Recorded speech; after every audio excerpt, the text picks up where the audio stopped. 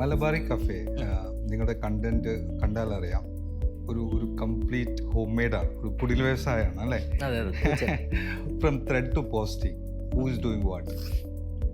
അത് ചേട്ടാ, ഞാൻ നേരത്തെ പറഞ്ഞ പോലെ തന്നെ ദിനേശനും സുലുവിനെയും ഒരു കാരിക്കേച്ചർ പിന്നെ എന്താ പറയുക റോളാക്കി വെച്ചു. ആ രണ്ട് പേരും ആളുകൾക്ക് അറിഞ്ഞു തുടങ്ങി. അപ്പം ഞങ്ങൾ എന്ത് ചെയ്തു,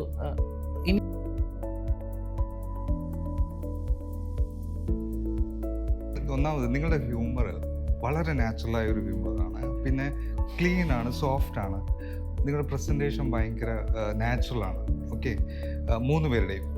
പക്ഷെ എന്നിട്ടും എനിക്ക് തോന്നുന്നു മലയാളത്തിൽ കണ്ടന്റ് ക്രിയേറ്ററിൽ കുറേ അണ്ടർ റേറ്റഡ് ആയിട്ടുള്ള ഒരു ചാനലാണ് നിങ്ങളുടെ. എന്തുകൊണ്ടായിരിക്കും? കാരണം 2017 തുടങ്ങിയിട്ടുണ്ടെങ്കിൽ മില്യൺസ് ആയിട്ട് സബ്സ്ക്രൈബേഴ്സ് വേണ്ട സമയമാണ്. നിങ്ങളൊരു 380K നിൽക്കുന്നത് ഇപ്പോൾ യൂട്യൂബിൽ നോക്കിയാൽ അല്ലേ? ഇതിന്റെ കാരണം എന്താണെന്നാണ് നിങ്ങളുടെ അഭിപ്രായം? നമ്മൾ മലയാളികൾ കൂടുതൽ ഈ കണ്ടന്റ് ക്രിയേഷനിലേക്ക് വരുന്നത് ഏകദേശം കോവിഡിന്റെ സമയത്ത് 2020 തുടങ്ങുന്നത് അല്ലേ? നിങ്ങൾ പക്ഷേ അതിന് മുന്നേ തുടങ്ങിയതാണ്. മുന്നത്തെ ബാച്ചായിരുന്നു. 2017 ബാച്ചാണ്. കോവിഡിന് 18 ലാസ്റ്റ് 17 ലാസ്റ്റ് 18 സ്റ്റാർട്ടിലാണ് നമ്മൾ. നിങ്ങളുടെ ഈ കണ്ടന്റ് ഒരുപാട് പേരെ ചിന്തിപ്പിക്കുന്നുണ്ട്. ആരെങ്കിലും കരയിപ്പിച്ചു എന്ന് പറഞ്ഞിട്ടൊരു മെസ്സേജ് അല്ലെങ്കിൽ ഒരു കമന്റ്?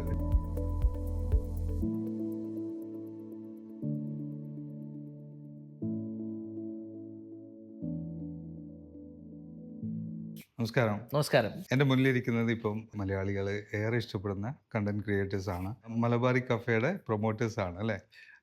ദിനേശ് ചേട്ടൻ, സുലു, സാഷ. ഓക്കെ, എനിക്കറിയാം നിങ്ങളെ ഒരുപക്ഷെ നിങ്ങളുടെ പേര് നിങ്ങൾ തന്നെ മറന്നു കാണും. കാരണം നമ്മൾ ഇതിനിടയിൽ മീറ്റ് ചെയ്തപ്പോഴേ ഒരു ഇവൻറ്റിൽ വെച്ച് മീറ്റ് ചെയ്തപ്പോൾ നിങ്ങൾക്ക് തരാൻ വെച്ചൊരു മൊമെൻറ്റോല് മിസ്റ്റർ ദിനേശ് എന്ന് എഴുതിയിട്ടുണ്ടായിരുന്നു. കണ്ടിട്ടുള്ളത് അല്ലേ? അപ്പോൾ ഒരുപക്ഷെ പലർക്കും ഇത് അറിയില്ല, നിങ്ങളുടെ ശരിയായ പേര് എന്താണെന്ന് അറിയില്ല. എൻ്റെ ശരിക്കുള്ള പേര് വിജിൽ എന്നാണ്. വിജിൽ, അംബിക, ജാൻവി. ചേട്ടൻ പറഞ്ഞ പോലെ തന്നെ പലർക്കും ഉള്ള ഒരു സംശയം തന്നെയാണ് ദിനേശ് എന്നാണ് പേരെന്നുള്ള. ദിനേശനാണെന്നും ഒരുപാട് പ്രായമുള്ള ഒരാളാണെന്നാണ് അവരുടെ വിചാരം. അത്യാവശ്യം പ്രായമുണ്ടെങ്കിലും ഓവർ പ്രായമില്ല എന്നാണ് എൻ്റെ വിശ്വാസം. ഞങ്ങൾ പുറത്ത് പോയി കഴിഞ്ഞാൽ ആൾക്കാർ അങ്ങനെയാണ് വിളിക്കാറ്, ദിനേശ്. അതെ, ഞാൻ കണ്ടു. നമ്മളൊരു പ്രാവശ്യം മീറ്റ് ചെയ്തല്ലോ. നമ്മൾ എന്നോട് പിന്നെ വിജിൽ പറഞ്ഞ ഏതായാലും നമുക്കൊരു ചായ കുടിക്കാൻ മീറ്റ് ചെയ്യാം, ഒരു 10 മിനിറ്റ് മീറ്റ് ചെയ്യാന്ന് പറഞ്ഞിട്ട് നമ്മൾ അന്ന് എത്ര സമയം സ്പെൻഡ് ചെയ്യുന്നത്? ഏകദേശം 3.5 മണിക്കൂർ സ്പെൻഡ് ചെയ്തിട്ടാണ്. ഒരുപക്ഷെ എനിക്കൊരു ഇങ്ങനെ വളരെ ഫ്രീ ആയിട്ട് സംസാരിക്കാൻ പറ്റുന്നതും ആ ഒരു മീറ്റിംഗ് കൊണ്ടാണെന്നാണ് എനിക്ക് തോന്നുന്നത്. അപ്പോൾ ഈ ദിനേശ് എന്നുള്ള പേര്, കാരണം മലയാളികൾക്ക് ഒരുപാട് പേരുണ്ടല്ലോ, ഈ ദിനേശനും തളത്തിൽ ദിനേശും തമ്മിൽ എന്തെങ്കിലും ബന്ധമുണ്ടോ? തളത്തിൽ ദിനേശൻ എന്നാണ് ദിനേശൻ വന്നത്. നമ്മൾ ആ ഒരു സിനിമ കണ്ടിട്ട്, ആ സിനിമ എല്ലാവരുടെയും മനസ്സിലുള്ള സിനിമയാണ്. അപ്പോൾ നമ്മൾ ഇവിടുന്ന് ഒരു കണ്ണൂർ ബേസ്ഡ് ആയിട്ടുള്ള ഒരാളുടെ ഒരു കഥ പറയണമെന്ന് വിചാരിക്കുമ്പോൾ, അല്ലെങ്കിൽ അങ്ങനെ ഒരു ക്യാരക്ടറിനെ പ്ലേസ് ചെയ്യണമെന്ന് വിചാരിച്ചപ്പോൾ ശ്രീനിവാസൻ സാറിൻ്റെ ദിനേശനാണ് ഏറ്റവും ആപ്റ്റെന്ന് തോന്നി. അതേസമയം മിഥുനം എന്ന് പറയുന്ന പടത്തിലെ സുലോചനയാണ് ലോപിച്ച് സുലു ആയത്. അപ്പം അതിലെ മോഹൻലാലാവാൻ നമുക്ക് പറ്റില്ല. മൂപ്പര് ആ ഒരു സൈഡിൽ ജീവിക്കുന്ന ആളാണല്ലോ. മോഹൻലാൽ എന്ന് പറയുന്ന ആ ക്യാരക്ടർ അവിടെ ആണല്ലോ. അപ്പം നമ്മൾ ഉദ്ദേശിച്ചത് എന്താ വെച്ച് കഴിഞ്ഞാൽ, വടക്കൻ ഭാഗത്തുള്ള ദിനേശനും തെക്കിന്ന് നമ്മൾ കൊണ്ടുവന്ന, അത് മീൻസ് ആ പേര് സുലോചന എന്നുള്ള പേര് ആ പടത്തുനിന്ന് ആ ഒരു ജോഗ്രഫിയിൽ നിന്ന് കൊണ്ടുവന്നതാണ്. അവളിൽ കാഞ്ചനയുടെ ഇച്ചിരി സ്വഭാവം സുലോചനയുടെ സ്വഭാവം കൂടെ ചേർത്ത് മിക്സ് ചെയ്ത് നമ്മൾ സുലുവാക്കി. ഓക്കെ, അപ്പം നിങ്ങൾ ശരിക്കും കണ്ണൂർക്കാരാണോ? അതെ. കണ്ണൂർ എവിടെയാണ്? ഞാൻ പുതിയ തെരു. ഓക്കെ, ഞാൻ അഴീക്കോട്. ഇത് രണ്ടും നമുക്ക് പ്രിയപ്പെട്ട സ്ഥലങ്ങളാണ്. ഒന്ന് എൻ്റെ ഭാര്യയുടെ വീടാണ്, പിന്നെ മറ്റേത് അവരുടെ തറവാട് ഉള്ള സ്ഥലമാണ്. അപ്പൊ നമുക്ക് അങ്ങനെ ഒരു കണക്ഷൻ കൂടി ഉള്ളത്. നമ്മൾ മലയാളികൾ കൂടുതൽ ഈ കണ്ടന്റ് ക്രിയേഷനിലേക്ക് വരുന്നത് ഏകദേശം കോവിഡിന്റെ സമയത്ത് 2020 തുടങ്ങുന്നത് അല്ലേ? നിങ്ങൾ പക്ഷേ അതിന് മുന്നേ തുടങ്ങിയതാണ്. മുന്നത്തെ ബാച്ചായിരുന്നു. 2017 ബാച്ചാണ്. കോവിഡിന് 18 ലാസ്റ്റ് 17 ലാസ്റ്റ് 18 സ്റ്റാർട്ടിലാണ് നമ്മൾ. എന്തായിരുന്നു അതിന്റെ പിന്നിലൊരു ചേതോവികാരം? അങ്ങനെ സിനിമ, ഇപ്പൊ എന്റെ ഫാദറിനൊരു തിയേറ്റർ ഉണ്ടായിരുന്നു, രൂപ എന്ന് പറയുന്ന ഒരു തിയേറ്റർ. എവിടെയാണ്? ഒരു C class theatre, Azhikode Poothappara സ്ഥലത്ത്. അപ്പൊ ഞാൻ ചെറുപ്പം തൊട്ടേ സിനിമ കണ്ട് വളർന്ന ആളാണ്. എല്ലാ സിനിമകളും കാണാം. ഇപ്പോൾ സ്കൂൾ കഴിഞ്ഞ് വേറെ ഇപ്പം വല്ല എന്തെങ്കിലും വേറെ എന്തെങ്കിലും ക്ലാസ് ഉണ്ട്, ആ കഴിഞ്ഞ് ഒരു 5:30-6 മണിയാകുമ്പോഴേക്ക് തിയേറ്ററിൽ പോയി തിയേറ്ററിൽ നിന്ന് സിനിമ കാണുന്നു. അവിടുന്ന് അച്ഛൻ പറയുമ്പോൾ ഇറങ്ങി വീട്ടിലോട്ടേക്ക് പോകുന്നു. അങ്ങനെയുള്ളൊരു ഒരു സൈക്കിളായിരുന്നു ഒരുപാട് കാലം. ഓക്കെ. എനിക്ക് തോന്നുന്നു ഒരു 7th 8th ഒക്കെ വരെ അങ്ങനെയായിരുന്നു. സ്ഥിരമായിട്ട് ചെയ്തുകൊണ്ടിരിക്കുന്ന കാര്യം അതായിരുന്നു. ഒരു സിനിമ തന്നെ പലതവണ കാണുക. അപ്പോൾ ഈ സിനിമ കാണുമ്പോൾ നമ്മൾ വിചാരിക്കുമല്ലോ എങ്ങനെയാണ് ആളുകൾ ചെയ്യുന്നത്, അതെ. എങ്ങനെ എടുക്കുന്നു എന്നറിയില്ല. പക്ഷേങ്കിൽ എങ്ങനെയാണ് ഒരാളൊരു സീക്വൻസ് ഇങ്ങനെ വർക്കൗട്ട് ആക്കി നമ്മളെ കരയിപ്പിക്കുകയോ ചിരിപ്പിക്കുകയോ അല്ലെങ്കിൽ ഒരു ഒരു ഉള്ളിലൊരു അഡ്രിനാലിൻ റഷ് ഉണ്ടാക്കുന്നതൊക്കെ എങ്ങനെയാണെന്ന് നമ്മൾ വിചാരിക്കുമല്ലോ. അതിങ്ങനെ മനസ്സിലുണ്ടായിരുന്നു. അപ്പോൾ പിന്നെ ഇച്ചിരി മിമിക്രി ഒക്കെ ചെയ്യാൻ തുടങ്ങി നാട്ടിൽ. പിന്നെ ഞാൻ ഒരു +2 ഒക്കെ കഴിഞ്ഞപ്പോൾ നേരെ ബാംഗ്ലൂരിലോട്ട് പോയി. അപ്പോൾ അവിടെ ഓക്കെ. നമ്മുടെ ഈ ചപ്പടി വിദ്യകളൊന്നും അവിടെ നടക്കില്ലല്ലോ. ബാംഗ്ലൂരിൽ നമ്മുടെ ആളുകളെ കൊണ്ട് എന്ത് ചെയ്യാൻ പറ്റുന്നുള്ള അപ്പോഴേ ഇതൊക്കെ അങ്ങ് ഒതുങ്ങിപ്പോയി. അത് പിന്നെ അത് കഴിഞ്ഞു. അപ്പം പിന്നെ പ്രേമം വന്നു. പ്രേമം വെച്ച് എങ്ങനെയെങ്കിലും ജോലി കിട്ടണം എന്നുള്ളൊരവസ്ഥയായി. ജോലി വാങ്ങണം എന്നുള്ള രീതിയിൽ ഞാനിങ്ങനെ പിന്നെ കേരളം വിട്ടു. ബാംഗ്ലൂരിൽ നിന്ന് നേരെ ബോംബെ പോയി. ബോംബെയിൽ നിന്ന് പിന്നെ ഡൽഹി ആയി. ഡൽഹിയിൽ നിന്ന് പിന്നെ ഇവിടെ വന്നു. അപ്പോഴൊക്കെ നമ്മുടെ മനസ്സിൽ ഈ കാര്യങ്ങളുണ്ടായിരുന്നു. നമ്മൾ ആരോടെങ്കിലും സംസാരിക്കുമ്പോൾ ഒരു സിനിമയിലെ ഡയലോഗ് വെച്ച് കോട്ട് ചെയ്ത് സംസാരിക്കുക. ഇതൊക്കെ നമ്മുടെ ഒരു ഒരു ഒരു ഒരു നമ്മുടെ ഒരു റൂട്ടീൻ പോലെ ഒരു ഡെയിലി ഗോയിങ് പ്രോസസ്സ് പോലെ അതിങ്ങനെ നടന്നുകൊണ്ടിരിക്കുകയായിരുന്നു. ഓക്കെ. കല്യാണം കഴിച്ച പറയില്ലേ നമ്മുടെ എഡ്യൂക്കേഷൻ ലോണൊക്കെ അടച്ച് ഏകദേശം കഴിയാറായപ്പോൾ മനസ്സിൽ വീണ്ടും പഴയ തിയേറ്റർ ഉടമയുടെ മകൻ ഉണർന്ന്. അപ്പോൾ ഞാൻ വിചാരിച്ചു നമുക്ക് എന്തെങ്കിലുമൊക്കെ ചെയ്യണം എന്നുള്ള രീതി. ആ സമയത്ത് എനിക്ക് തോന്നുന്നില്ല ഈ യൂട്യൂബിൽ അത്രത്തോളം ഒരുപാട് പേരിങ്ങനെ ഇത് ചെയ്യുന്നുണ്ടോയെന്ന് അറിയില്ല. അതെ, അതെ. വളരെ ചുരുക്കം ആളുകളായിരുന്നു. അങ്ങനെ കണ്ട ഒരു യൂട്യൂബറിനെ കണ്ടു. ഇന്ത്യൻ പേഴ്സണലി മീറ്റ് ചെയ്തതെന്നല്ല, ഈ യൂട്യൂബിൽ കണ്ടു. ഓക്കെ.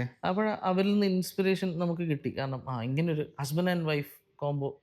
അതിന് മുന്നേ ഞാൻ വേറെ ഷോർട്ട് ഫിലിം ചെയ്തിട്ടുണ്ട്. ഓക്കെ. ഒക്കെ വളരെ മോശം ഷോർട്ട് ഫിലിമായിരുന്നു. ആ ഷോർട്ട് മൂവി സ്വന്തമായിട്ട് എഴുതി ചെയ്തതാണോ? സ്വന്തമായിട്ട് എഴുതി വെച്ചാൽ ഒരു ഷോർട്ട് മൂവി എന്ന് വെച്ചാൽ ഫസ്റ്റ് ചെയ്തത് ഒരു ഇംഗ്ലീഷ് ഷോർട്ട് ഫിലിം. നമ്മളങ്ങനെ ചെയ്യല്ലോ. പ്രത്യേകിച്ച് നമുക്ക് ഒരു കഴിവുകളും ഇല്ലെങ്കിൽ നമ്മൾ ഇംഗ്ലീഷ് പടങ്ങൾ അല്ലെങ്കിൽ ഇംഗ്ലീഷ് ഷോർട്ട് മൂവീസ് അല്ലെങ്കിൽ ഷോർട്ട് വീഡിയോസ് കാണും, ഒരുപാട് വ്യൂസ് ഇല്ലാത്തത്. അപ്പോൾ അത് കാണുമ്പോൾ ചിലപ്പം അതിൻ്റെ റൈറ്റർ അല്ലെ അതിൻ്റെ ക്രിയേറ്റേഴ്സ് ഉദ്ദേശിച്ചിരിക്കുന്ന കഥ വേറെ ആയിരിക്കാം. നമുക്ക് മനസ്സിലാവുന്നൊരു കഥ അതിൻ്റെ അകത്ത് ചൂണ്ടിയെടുത്ത് നമ്മൾ മലയാളീകരിച്ച് അങ്ങനെ ചെയ്തു. അപ്പോൾ അതിൻ്റെ എല്ലാ പോരായ്മയും അതിലുണ്ടായിരുന്നു. ആളുകൾക്ക് വലിയ താല്പര്യമില്ലായിരുന്നു അത് കാണുമ്പോൾ. ഓക്കെ. ചെറിയ വീഡിയോസ്, ചെറിയ വ്യൂസൊക്കെ ഉണ്ടായിരുന്നു. പക്ഷേ ആ സമയം ഒരു എല്ലാ ഡയറക്ടേഴ്സിനും അയച്ചു കൊടുക്കും. Directors, actors. നമ്മൾ വിചാരിക്കുന്നത് ഇതാരെങ്കിലും ഒരാൾ, ഒരു ഡയറക്ടറോ ഒരു ആക്ടറോ വന്നിട്ട് നീ ഭയങ്കര ആക്ടറാണല്ലോ, അല്ല നീ ഇതെങ്ങനെ ചെയ്തു എന്ന് പറഞ്ഞ് നമ്മളെ അടുത്ത സിനിമയിൽ നീ ഉണ്ട് എന്ന് പറയുന്ന ആ ഒരു പരിപാടിയിലേക്ക് വരുന്നൊക്കെ നമ്മൾ വിചാരിച്ചു. അപ്പം അങ്ങനെ ഒരാൾ എന്നോട് പറഞ്ഞു, അയാൾ സമാധാനിപ്പിക്കാൻ വേണ്ടി പറഞ്ഞിരിക്കും. ഒരു വലിയ ഡയറക്ടർ തന്നെയാണ്. ആ സമയത്ത് വലിയൊരു പടം ചെയ്ത ഒരാളാണ്. അപ്പോൾ മൂപ്പര് എന്തോ മൂപ്പരുടെ ഒരു കഷ്ടകാലത്തിൻ്റെ സമയത്ത് മൂപ്പര് ഇത് കണ്ടിട്ട് മൂപ്പരോട് പറഞ്ഞു, കൊള്ളാം കേട്ടോ. പിന്നെ മൂപ്പര് വലിയ സംസാരം, കൊള്ളാം, ആക്ടിങ്ങിൽ ചെറിയ ഒരു സംഭവമുണ്ട്, കുറച്ച് കാര്യങ്ങളൊക്കെ ശ്രദ്ധിച്ചു കഴിഞ്ഞാൽ നന്നായിരിക്കുന്നു. അപ്പോൾ എനിക്ക് ഭയങ്കര ആവേശമായി. ഉടനെ എഴുതി. അടുത്തത് പിന്നെ ഡാനിയൽസ് ഡേ എന്നെങ്ങാനും പറയും, അല്ല ഡാനിയൽസ് ഡേ എന്ന് പറയുന്ന ഒരു ഷോർട്ട് ഫിലിം ചെയ്തു. ഒരു 10-12. അപ്പോൾ അതിൽ ഡയറക്റ്റ് ചെയ്യാനൊന്നും ആരുമില്ല. അപ്പം ഞാൻ ക്യാമറ ചെയ്യും, ഡയറക്റ്റ് ചെയ്യും, അഭിനയിക്കും, എഴുതും, അതൊക്കെ എല്ലാ പരിപാടിയും. സന്തോഷ് പണ്ഡിറ്റിനേക്കാൾ അല്ലെങ്കിൽ പണ്ഡിറ്റിൻ്റെ ആ ഒരു സമയത്ത് വന്ന ഒരു രീതി. അപ്പം മൂപ്പർ അങ്ങനെയൊക്കെ ചെയ്യുന്നുണ്ട്. അപ്പം അത് നമുക്കൊരു ഇൻസ്പിറേഷനാണ്. കാരണം ഒരാൾ ഒറ്റയ്ക്ക് ഈ പരിപാടിയൊക്കെ ചെയ്യാം. പണ്ട് ബാലേന്ദ്ര മേനോനും പിന്നെ എന്താ പറയുക ശ്രീനിവാസനും എല്ലാവരും ചെയ്ത്. അപ്പം നമ്മൾ ചോദിച്ചാൽ നമ്മളും ചെയ്യാം, നമുക്ക് അത്ര കഴിവില്ലെങ്കിലും നമുക്ക് ചെയ്യാം. അങ്ങനെ ഇരുന്ന് എഴുതി, എന്തൊക്കെയൊക്കെയോ എഴുതി, പിന്നെ അതും ചെയ്തു. അതും ലോക പരാജയം. അപ്പോഴും വേറെ 2-3 ആളുകൾ ഇപ്പോൾ എന്നെ ഇവിടുന്ന് ദുബായിൽ നിന്ന് തന്നെ ഇവരുടെ ഒരു ഫിലിം അല്ലെങ്കിൽ ഒരു ഷോർട്ട് ഫിലിം അങ്ങനത്തെയൊക്കെ ഒരു ഫ്രട്ടേണിറ്റി, ഒരു കമ്മ്യൂണിറ്റി, ഒരു കൂട്ടായ്മ. അവരെന്നെ വിളിച്ചിട്ട് പറഞ്ഞു, ഞങ്ങൾ ഈ വീഡിയോ കണ്ടു, നിങ്ങൾക്കൊന്ന് ഞങ്ങളുടെ ഒരു ഫംഗ്ഷൻ വരാൻ പറ്റുമോ? അവരുടെ ഒരു ഗേദറിങ്ങിൽ അവർ എല്ലാ ആർട്ടിസ്റ്റുകളെയൊക്കെ ഇങ്ങനെ വിളിച്ചിട്ടൊക്കെ ഇങ്ങനെ ചെയ്യുന്നതാണ്. അപ്പോൾ അങ്ങനെ പോയപ്പോൾ ഞാൻ വിചാരിച്ചു, ഇത് കൊള്ളാതെ പരിപാടി. അപ്പോൾ കൂടുതൽ ഇതായി. അടുത്തത് സ്വന്തമായിട്ട് എഴുതാം, ചൂണ്ടണ്ട, ചുരണ്ടണ്ട എവിടെ നിന്നുള്ള രീതിയിൽ സ്വന്തമായിട്ട് എഴുതാം എന്നുള്ള രീതിയിൽ അങ്ങനെ എഴുതി. ഒരു വളരെ കോംപ്ലക്സ് ആയിട്ടുള്ള സ്ക്രീസോഫീനിയ ബേസ് ചെയ്തിട്ടുള്ള ഒരു സംഭവം ചെയ്തു. അതങ്ങനെ ഷൂട്ട് ചെയ്ത് തുടങ്ങിയപ്പോൾ മനസ്സിലായി നമ്മുടെ കയ്യിലുള്ള കാര്യങ്ങൾ വെച്ചിട്ട് ഇത് ഷൂട്ട് ചെയ്യാൻ കഴിയില്ല. അപ്പോഴാണ് നമ്മൾ റിയാലിറ്റി ഫേസ് ചെയ്യുന്നത്. എൻ്റെ കയ്യിലുള്ള സാധനങ്ങൾ പോരാ, ഈ ചപ്പടി വിദ്യകൾ പോരാ, ഞങ്ങളത് ഹോൾഡ് ചെയ്ത് വെച്ചു. അപ്പോൾ എൻ്റെ ഒരു ഫ്രണ്ടിനോട് പറഞ്ഞു, നീ കോമഡി നോക്കുന്നു പറഞ്ഞു. ഓക്കെ. നമുക്ക് കോമഡി പണ്ട് തൊട്ടേ നമ്മൾ കേട്ടിട്ടുണ്ട്, കോമഡി ചെയ്യുക ഭയങ്കര പാടാണ്, അത് ഇച്ചിരി ഒന്ന് മാറിക്കഴിഞ്ഞാൽ അതിനോളം അരോചകം വേറെ ഇല്ല. അങ്ങനെ അതിനെക്കുറിച്ച് കുറേ ആലോചിച്ചപ്പോൾ നമ്മുടെ ലൈഫിലുണ്ടായിരുന്ന ഒരു ഇൻസിഡൻ്റ് എടുത്തു, അതങ്ങനെ ചെയ്തു. അങ്ങനെയാണ് മലബാറി കഫേ ഫോം ചെയ്തത്. അല്ലെങ്കിൽ ആ ഒരു ഹ്യൂമർ വേർഷനിലേക്ക് നമ്മൾ പോയത് അങ്ങനെ. ഓക്കെ. പക്ഷേ നമുക്കിപ്പം അത് സെലക്ട് ചെയ്യുമ്പോൾ ഈ ചാനലിന് ഒരു പേര് വേണം. ഒരുപാട് പേരുകൾ മലബാറി കഫേ അങ്ങനെ വരാനുള്ള കാരണം എന്താണ്? പിന്നെ അതുപോലെ മലബാറി കഫേ 2.0 അതിന്റെ ഒരു റെലവൻസ് എന്താണ്? പേര് പറയുമ്പോൾ മലബാറിക്ക് പകരം കേരള കഫേ ആവാം. Why Malabari? Why Malabari cafe is because ഞാനിവിടെ വന്നത് സോനാപൂർ ക്യാമ്പിലാണ് ഞാനിവിടെ വന്നത്. എനിക്ക് ജോലി കിട്ടിയപ്പോഴാണ് ഞാൻ ചാടി പിടിച്ച് കയറി വന്നത്. അപ്പോൾ എനിക്ക് കല്യാണം കഴിക്കണം, പ്രേമമുണ്ടല്ലോ. അപ്പോൾ അതുകൊണ്ട് ഞാൻ ചാടി പിടിച്ച് ഒരു സ്ഥലത്ത് കയറിയതാണ്. അപ്പോൾ ഞാനിവിടെ വന്നപ്പോൾ അവിടെ സ്ഥിരമായിട്ട് കേൾക്കുന്നത് മൽബാരി, അരേ മൽബാരി, ഇത് സ്ഥിരമായിട്ട് കേൾക്കുന്നൊരു കാര്യം. മൽബാരിയായ ഓ മൽബാരിക്കായ എന്ന് പറയുന്ന ഓ മൽബാരിക്കോ ബുലാവ് എന്ന് പറയുന്ന നമ്മുടെ ആ ഒരു സെറ്റപ്പ് ക്യാമ്പിൽ ജീവിച്ച ആളുകൾക്ക് അത് മനസ്സിലാവും. അപ്പം നമ്മുടെ ജീവിതത്തിൻ്റെ ഒരു ഭാഗമാണ് മൽബാറി. പിന്നെ ഈവൻ ആഫ്രിക്കൻസ് പോലും നമ്മളെ മൽബാറി. ഞാൻ നേരെ വെച്ച് മലബാറിന്ന് ആദ്യമായിട്ട് വിളി കേൾക്കുന്നത് ബോംബെയിൽ വെച്ചിട്ടാണ്. അവിടെ അവിടെ നമ്മളെല്ലാം മദ്രാസികളാണ്. പക്ഷെ എന്നെ മലബാറിന്ന് വിളിക്കുന്നത് ഒരു മലയാളിയാണ്. അതാണ് അതിൻ്റെ സംഭവം. ഞാൻ അന്ന് DN റോഡിലൂടെ, ആ DN റോഡിന്റെ 2 സൈഡിലും ഈ ഫോറിൻ സാധനങ്ങൾ വിൽക്കുന്ന കടകളാണ്. ഇല്ലീഗലായിട്ട് വിൽക്കുന്ന ഒരു ഭയങ്കര റഷുമായിരിക്കും. അപ്പം ഞാനിങ്ങനെ നടന്നു പോകുമ്പോൾ അറിയാതെ ഒരു ബൈനോക്കുലറിന് എന്തിനോ തട്ടി. അപ്പം അത് വീണില്ല, തട്ടി അത് കുറച്ചൊന്ന് അവിടുന്ന് വീഴാറായി. അപ്പം എന്നോട് ഒരു ഈ മലബാറി സമാൽക്കജാൻ. അപ്പൊ ഞാൻ ഇങ്ങനെ ആലോചിച്ചിട്ട് എന്നെ ആദ്യമായിട്ടൊരു വിളി. പിന്നെ ഇവിടെ വന്നപ്പോ അത് സ്ഥിരമായി. അല്ല, അവിടുന്നാണ്. പിന്നെ ഞങ്ങൾ വിചാരിച്ചത് എന്താ വെച്ച് കഴിഞ്ഞാൽ മിക്കവരും അവരവരുടെ പേരായിരുന്നു ഇട്ടുകൊണ്ടിരുന്നത്. അപ്പൊ അങ്ങനെ ഒരു പേര് ഞങ്ങളുടെ ശരിക്കുള്ള ഒരു സ്വഭാവമായിരിക്കില്ല ആ വീഡിയോയിൽ ഉണ്ടാവുന്നത്. അപ്പൊ അങ്ങനെ കാണണ്ട, വിജിലും അംബികയായിട്ട് കാണണ്ട എന്നുള്ള ഒരു രീതി ഉണ്ടായിരുന്നു. വിജിലും അംബികയും വേറെ തന്നെയാണ്. അപ്പം അത് ഞങ്ങള് കാര്യമായിട്ട് ശ്രദ്ധിച്ചായിരുന്നു. ദിനേശൻ്റെ ഒരു ട്രേറ്റും ചിലപ്പം വിജിലുണ്ടാവില്ലായിരിക്കും. വിജിൽ വേറെ രീതിയിൽ സംസാരിക്കുന്നത്. അംബികയും അതുപോലെ സുലോചന അല്ലെങ്കിൽ സുലു ആകുമ്പോഴങ്ങനെ നോർമലി നമ്മളിങ്ങനെ എന്നുള്ള രീതിയാണ്. മലബാറി കഫേ 2.0 എന്തുകൊണ്ടാണെന്ന് വെച്ച് കഴിഞ്ഞാൽ മലബാറി കഫേ ഒരാൾ ഹാക്ക് ചെയ്തുകൊണ്ടാണ് 2.0 എന്നാണ്. അവൻ ഞങ്ങളുടെ വീഡിയോസ് നന്നായിട്ട് പോയിക്കൊണ്ടിരിക്കുന്ന സമയത്ത് ഞങ്ങൾക്കറിയാം, ചിലപ്പോൾ ഞങ്ങൾ വീഡിയോസ് ഇട്ട് ഫസ്റ്റ് അവറിൽ 20K 25K പോകുന്നു. പിന്നെ നോക്കും ഒരു സഡൻ ഒരു പിന്നെ എന്താ പറയുക താഴോട്ടേക്ക് ഒരു പോക്കാണ്. പിന്നെ ഒരു 500 അല്ലെങ്കിൽ 1K ഒക്കെ ഹാളിൽ നമ്മൾ വെച്ച് ഇതെന്താ കാര്യം. അങ്ങനെ ഒരു ദിവസം ഇരുന്ന് നോക്കിയപ്പോഴുണ്ട് അവിടെ ഒരാൾ ഇരിപ്പുണ്ട്, ഒരു ഹാക്കർ അവിടെ കണ്ണടയും വെച്ച് അവിടെ ഇരിക്കുമല്ലോ. അത് ഒരുപാട് കാലങ്ങളായിട്ട് അവനെ ഇരിക്കുക. അവർ പിന്നെ ദോഷം പറയുന്നത് ആ ഹാക്കറെ കൊണ്ട് ഞങ്ങൾക്ക് വലിയ ബുദ്ധിമുട്ടൊന്നും ഉണ്ടായിട്ടില്ല. മീൻസ് അറിയാലോ, ഇതിലൊരു മോണിറ്ററി ബെനിഫിറ്റ് ഉണ്ട്, ഇതിലൊരു റവന്യൂ ജനറേറ്റ് ആവുന്നുണ്ട്. ഞാൻ ഫേസ്ബുക്കിലാണ് പറയുന്നത്, യൂട്യൂബ് ദൈവം സഹായിച്ചിട്ട് അയാൾക്ക് തോന്നിയിട്ടില്ല. അവൻ നമ്മുടെ റവന്യൂ ഒന്നും എടുക്കുക അങ്ങനത്തെ കാര്യങ്ങളൊന്നും ചെയ്തില്ല. ഇതിനെ ഒരു വല്ലാതെ ഒന്ന് സപ്രസ് ചെയ്ത് വെച്ചു. അസൂയക്കാരനാണോന്നൊന്നും അറിയില്ല, റാൻഡം പിക്കായിരിക്കും മിക്കവാറും. അല്ലെങ്കിൽ അവന് തോന്നിയിട്ടുണ്ടോ ഇത് ഭയങ്കര ദാരിദ്ര്യമാണല്ലോ ഇവിടെ തോന്നുന്നുണ്ടോ, ഇനി ഇവന്മാർ എന്ത് ചെയ്യണം, അല്ലെങ്കിൽ ഇവന്മാർ വീട് കിടക്കുന്നുള്ളത്. അപ്പം ഞാൻ നോക്കുമ്പോൾ ഇയാൾ അവിടെ ഇരിപ്പുണ്ട്. അയാളെ കൊണ്ട് പ്രത്യേകിച്ച് വലിയ പ്രശ്നമൊന്നുമില്ല, പക്ഷെ അവനവിടെ ഇരിപ്പുണ്ട്. അങ്ങനെ ഞാൻ എൻ്റെ വൈഫ് കമ്പ്യൂട്ടർ എഞ്ചിനീയറാണ്. അവളോട് പറഞ്ഞപ്പോൾ അവൾ ചാറ പറയാൻ എന്തൊക്കെയൊക്കെയോ ചെയ്തു, ഒന്ന് അവിടെ സൈഡിലാക്കി വെച്ചു. ഞാൻ എൻ്റെ ഒരു ഫ്രണ്ട് വഴി ഒരു നമ്മുടെ സൈബർ സെക്യൂരിറ്റി, പിന്നെ സൈബർ സെക്യൂരിറ്റി എന്ന് പറയാൻ പറ്റുമോ എന്നറിയില്ല, ഫ്രീലാൻസ് ആയിട്ട് ചെയ്യുന്നതാണോ എന്നറിയില്ല, മൂപ്പര് അദ്ദേഹത്തെ വിളിച്ചു സംസാരിച്ചു. അതൊരു 1-2 വർഷത്തെ വലിയൊരു യാത്രയായിരുന്നു. പക്ഷെ എന്തുകൊണ്ടോ ആ ഹാക്കർക്ക് ഇപ്പോഴും ഞങ്ങളെ വിട്ടുപോകാൻ താല്പര്യമില്ല.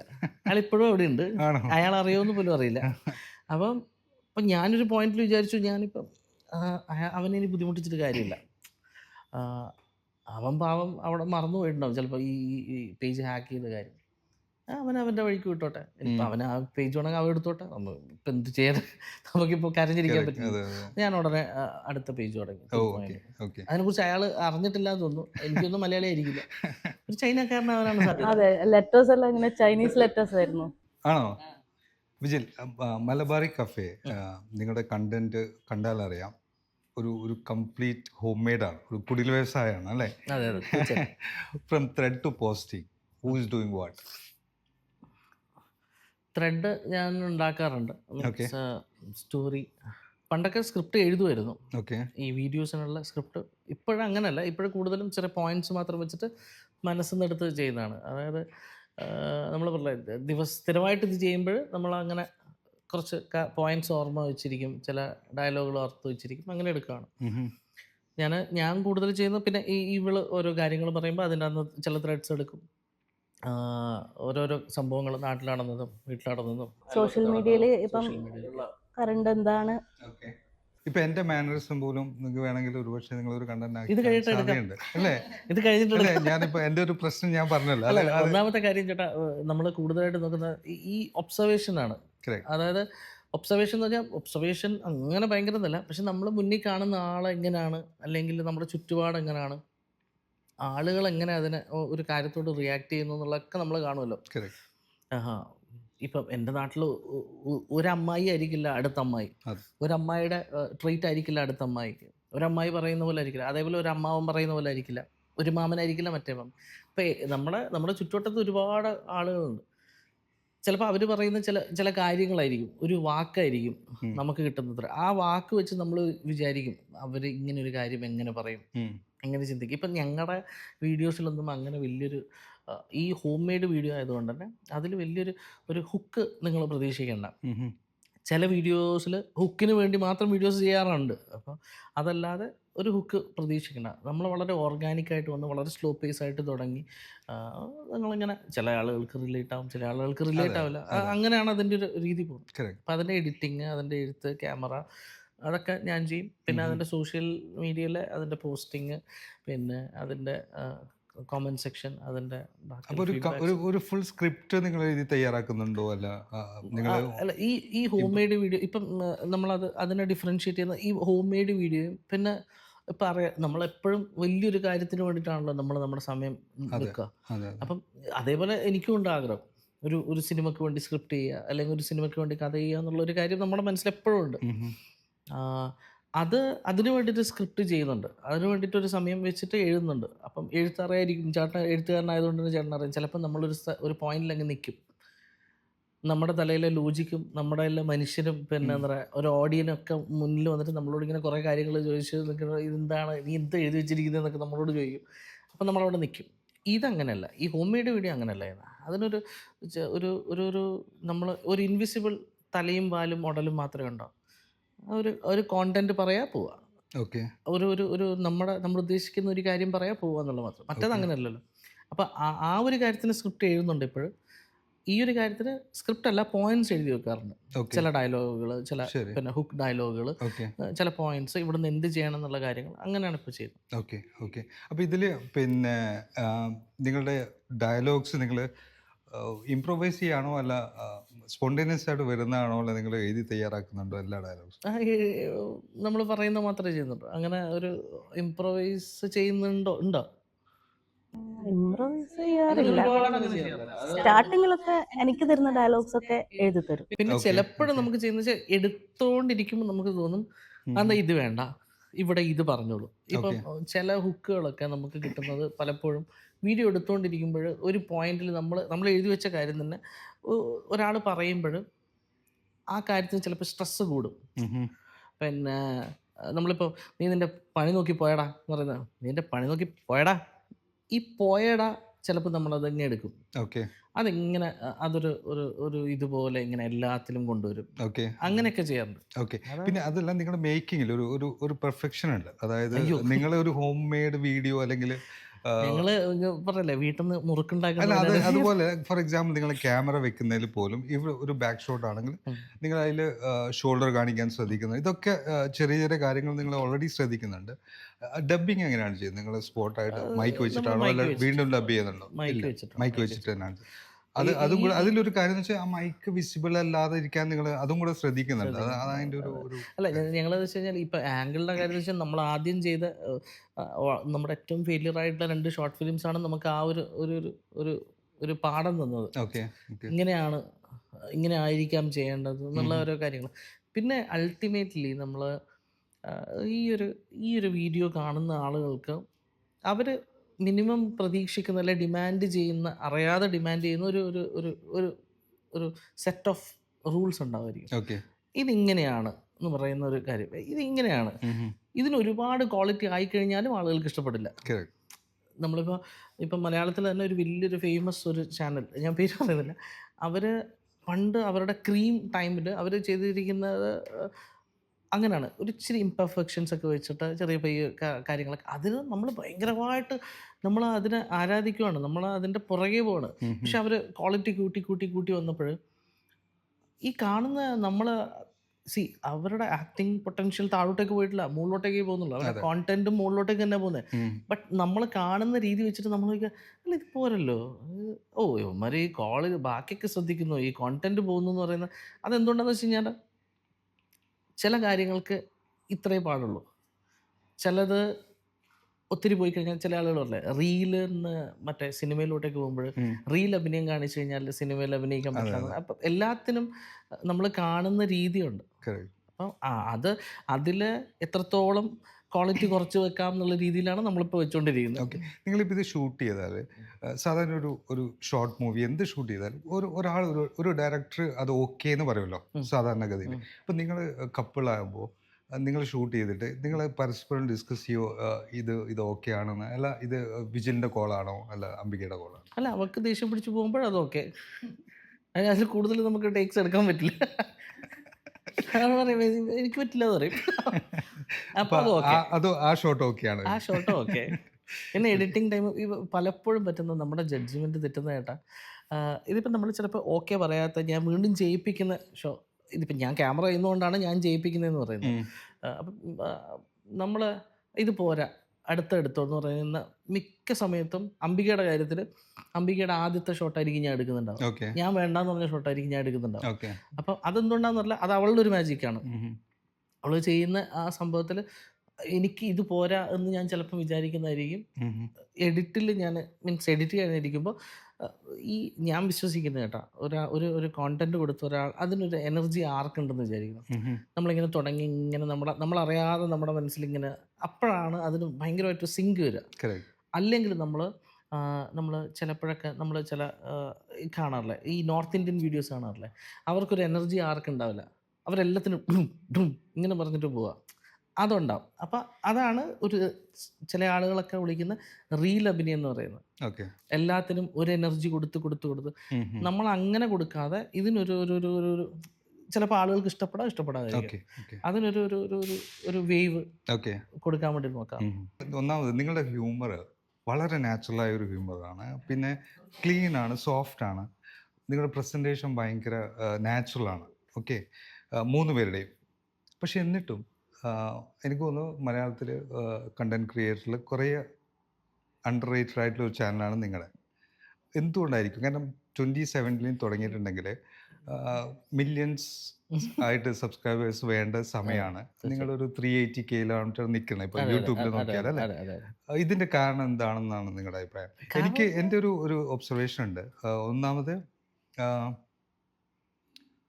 എനിക്ക് തോന്നുന്നു നിങ്ങൾ ഇതിന് പകരം ഈ കണ്ടന്റ് ക്രിയേഷൻ ഹ്യൂമറിലേക്ക് പോകുന്നതിന് പകരം, അല്ലെങ്കിൽ ഒരു ഫാമിലി സറ്റയർ ചെയ്യുന്നതിന് പകരം നിങ്ങളൊരു ലൈഫ് സ്റ്റൈൽ വീഡിയോ ആണ് ചെയ്തിട്ടുണ്ടെങ്കിൽ കുറേ കൂടെ ആൾക്കാർ കാണാനും അല്ലേ, അതൊരു വോയറിസത്തിൻ്റെ പ്രശ്നം കൂടിയാണത്.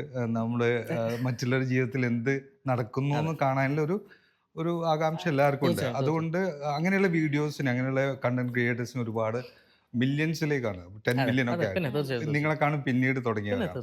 ഇതിന്റെ നിങ്ങളുടെ ഒരു അഭിപ്രായം എന്താണ്? എന്തുകൊണ്ടാണ് ഇത് അണ്ടർ റേറ്റഡ് ആയിട്ട് നിൽക്കുന്നത് ഇപ്പോഴും? ബേസിക്കലി അത് ആളുകളുടെ ചോയ്സാണ് കേട്ടോ. അതായത് വെച്ച് കഴിഞ്ഞാൽ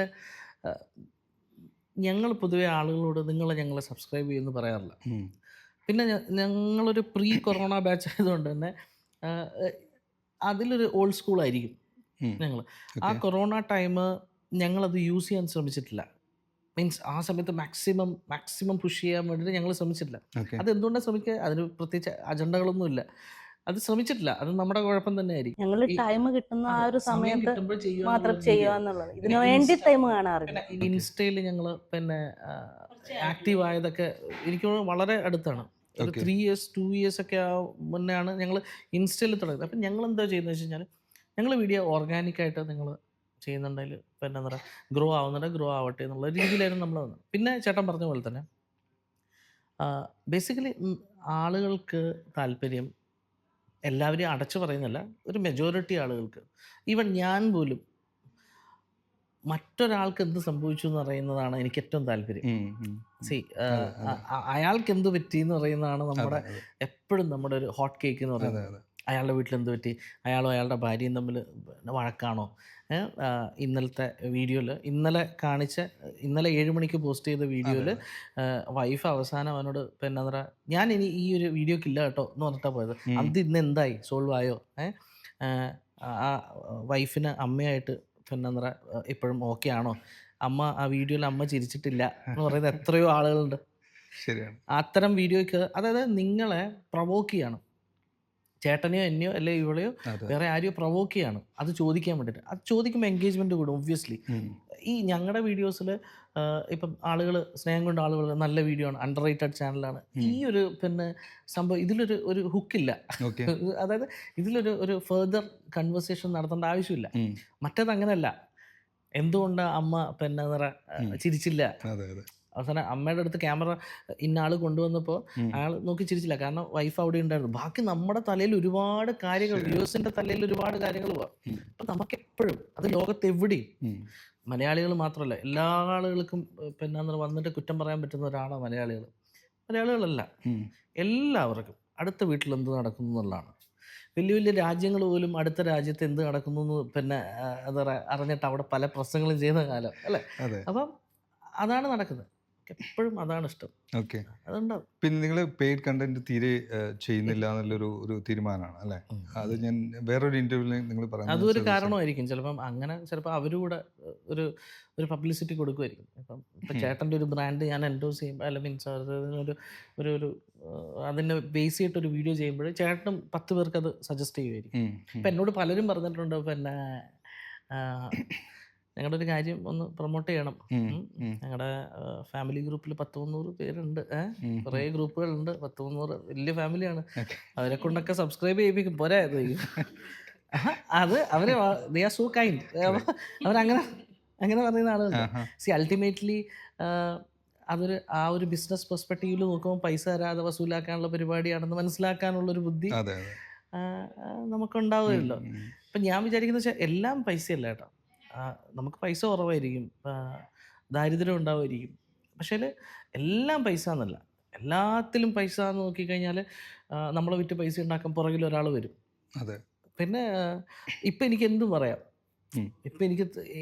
പറയാം, ഒരു കാര്യത്തിനെക്കുറിച്ച് എനിക്ക് എന്തും പറയാം. കാരണം എന്താ, എനിക്ക് ഒന്നിനോട് ഒബ്ലിഗേഷൻ ഇല്ല. അതായത് ഒരാളെ ഒരു പ്രോഡക്റ്റിനെ കുറിച്ച് എന്തെങ്കിലും പറയുമ്പോൾ ഇത് കുഴപ്പമാണെന്നല്ലോ എന്ന് എനിക്ക് പറയാം.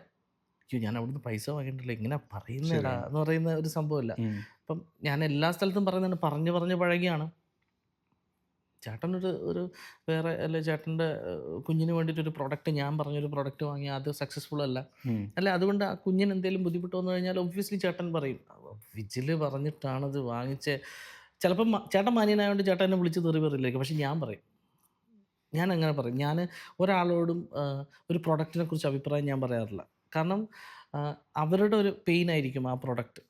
നമ്മളെന്തിനാണ് വെറുതെ ആവശ്യമില്ലാതെ അതിനെക്കുറിച്ച് പറയേണ്ടത്? അതൊക്കെ നിങ്ങളുടെ പിന്നെ എന്താ കയ്യിലാണ്. അത് നിങ്ങൾ യൂസ് ചെയ്യാതിരിക്കുമോ, നിങ്ങൾ ചെല്ലാതിരിക്കുമോ, അതൊക്കെ. ഞാൻ എൻ്റെ ഒരു ബേസിക് മാനേഴ്സ് ഉള്ള രീതിയിൽ ഞാൻ അതിൻ്റെ പൈസ കൊടുത്ത് പ്രൊമോട്ട് ചെയ്യില്ല. ഞാനത് വാങ്ങിച്ച് കഴിക്കുമായിരിക്കും, ഞാനത് വാങ്ങിച്ച് യൂസ് ചെയ്തായിരിക്കും. ദാറ്റ്സ് മൈ പേഴ്സണൽ പിന്നെ എന്താ അജണ്ട. അല്ലാതെ ഞാനത് നിങ്ങളോട് പറയില്ല അത് നല്ലതാണ്, ഞാനത് തേച്ചപ്പോൾ എൻ്റെ മുഖം ഗ്ലോ ആയി അല്ലെങ്കിൽ എൻ്റെ മുടി കറുത്തു എന്നൊന്നും ഞാൻ പറയില്ല. അതൊക്കെ നിങ്ങളുടെ പേഴ്സണൽ ചോയ്സ്. ഒരാളുടെ പേഴ്സണൽ ചോയ്സിൽ കയറിയിട്ട് ഒരു അഭിപ്രായങ്ങൾ നമ്മൾ പറയില്ല. അത് നമ്മുടെ ഒരു സ്റ്റാൻഡാണ്. നമ്മളിപ്പോൾ കണ്ടന്റിലേക്ക് വന്നാൽ പിന്നെ നിങ്ങൾ തുടങ്ങിയത് കണ്ണൂർ സ്ലാങ്ങിൽ സംസാരിക്കുക, കണ്ണൂർ ഭാഷയിൽ സംസാരിക്കുക. അല്ല അങ്ങനെയല്ല, ആദ്യത്തെ 2 വീഡിയോ ചെയ്തത് അല്ല, 2 പേരും അല്ല 2 ക്യാരക്ടേഴ്സും അങ്ങനെയാണ് സംസാരിച്ചുകൊണ്ടിരുന്നത്. ഈ അടുത്താണ് പിന്നെ നിങ്ങൾ തൃശ്ശൂരിലേക്ക് ഒന്ന് മൈഗ്രേറ്റ് ചെയ്തത് അല്ലേ?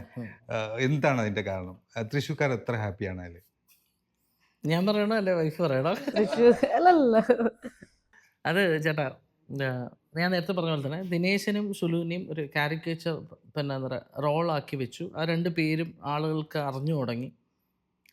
അപ്പം ഞങ്ങൾ എന്ത് ചെയ്തു, ഇനീഷ്യലി ഹസ്ബൻഡ് ആൻഡ് വൈഫ് പോലെ മാത്രം നിൽക്കുക എന്നുള്ളതായിരുന്നു. പിന്നെ അത് ക്യാരക്ടേഴ്സ് ആക്കി. ദിനേശൻ എന്ന് പറയും, എന്ത് റോൾ ചെയ്ത് കഴിഞ്ഞാലും ദിനേശൻ, എന്ത് റോൾ ചെയ്ത് കഴിഞ്ഞാലും സുലു. അപ്പം എന്തുകൊണ്ട് നമ്മൾ മറിമായൊക്കെ ചെയ്യുന്നു. ഞങ്ങൾ ഡയലക്റ്റ് മറിമായം അതൊരു വലിയൊരു ഇമ്പാക്റ്റാണ്. അപ്പോൾ ഞങ്ങൾ പിന്നെ തുടങ്ങി തന്നെ ഈ ഡയലക്റ്റ് വെച്ചിട്ടാണ്, അതായത് കണ്ണൂർ ഡയലക്റ്റ്, കണ്ണൂർ സ്ലാങ്ങിൻ്റെ പരിപാടി വെച്ചിട്ട് ആ സമയത്ത് ഇപ്പോൾ ഈവൻ സിനിമ പോലും കണ്ണൂർ സൈഡിലോട്ടൊക്കെ വന്നു. അപ്പോൾ അതങ്ങനെ ഉണ്ട്. അപ്പം സിനിമ ഇപ്പോൾ പയ്യന്നൂരിലാണ്. പയ്യന്നൂർ അവിടെ എത്തി. ഇനിയിപ്പോൾ കാസർഗോഡ് അങ്ങനെ പോവും. അവിടെ നമ്മളത് നോക്കിയപ്പോൾ അങ്ങനെയായിരുന്നു നമ്മൾ ആ വീഡിയോസ് ചെയ്ത് ആളുകൾ ഇഷ്ടപ്പെട്ടു തുടങ്ങി. ഈ ഒരു സമയമായപ്പോൾ ഞാൻ വിചാരിച്ചു, എന്തുകൊണ്ട് 2 സ്ലാങ്ങുകാർ വന്നു കഴിഞ്ഞാൽ, കല്യാണം കഴിച്ചു കഴിഞ്ഞാൽ നമുക്കങ്ങനെ ഒരു പേഴ്സണൽ അറിവൊന്നുമില്ല അങ്ങനെ അവരെ കുറിച്ചിട്ട്. പക്ഷെ ഞാനിങ്ങനെ വിചാരിച്ചു, അങ്ങനെ ആയിരുന്നെങ്കിൽ രസമായിരുന്നേനെ. അപ്പം ഞാനൊരു വീഡിയോ ഒന്ന് പ്ലാൻ ചെയ്തു, സ്വയംവരം എന്ന് പറയുന്നൊരു വീഡിയോ. പലതരം ഡയലക്റ്റുകൾ സംസാരിക്കുന്ന, ഇതൊക്കെ ഞാൻ പറഞ്ഞില്ല, ഇതൊക്കെ നമ്മുടെ എക്സ്പീരിയൻസിൽ നിന്ന് കിട്ടിയ. ഞാൻ ക്യാമ്പ് നമ്പർ 5 സോനാപൂരിൽ ഞാൻ താമസിച്ചപ്പോൾ പല ഡയലക്റ്റുള്ള ആളുകളുണ്ട്. അതിലിപ്പോൾ ഇപ്പം ആഫ്രിക്കൻ ഇംഗ്ലീഷും നമുക്ക് സംസാരിക്കാൻ പറ്റുന്നുള്ള രീതി, അങ്ങനെ ഒരു നമുക്കൊരു എക്സ്പീരിയൻസ് കിട്ടിയിട്ടുണ്ട്.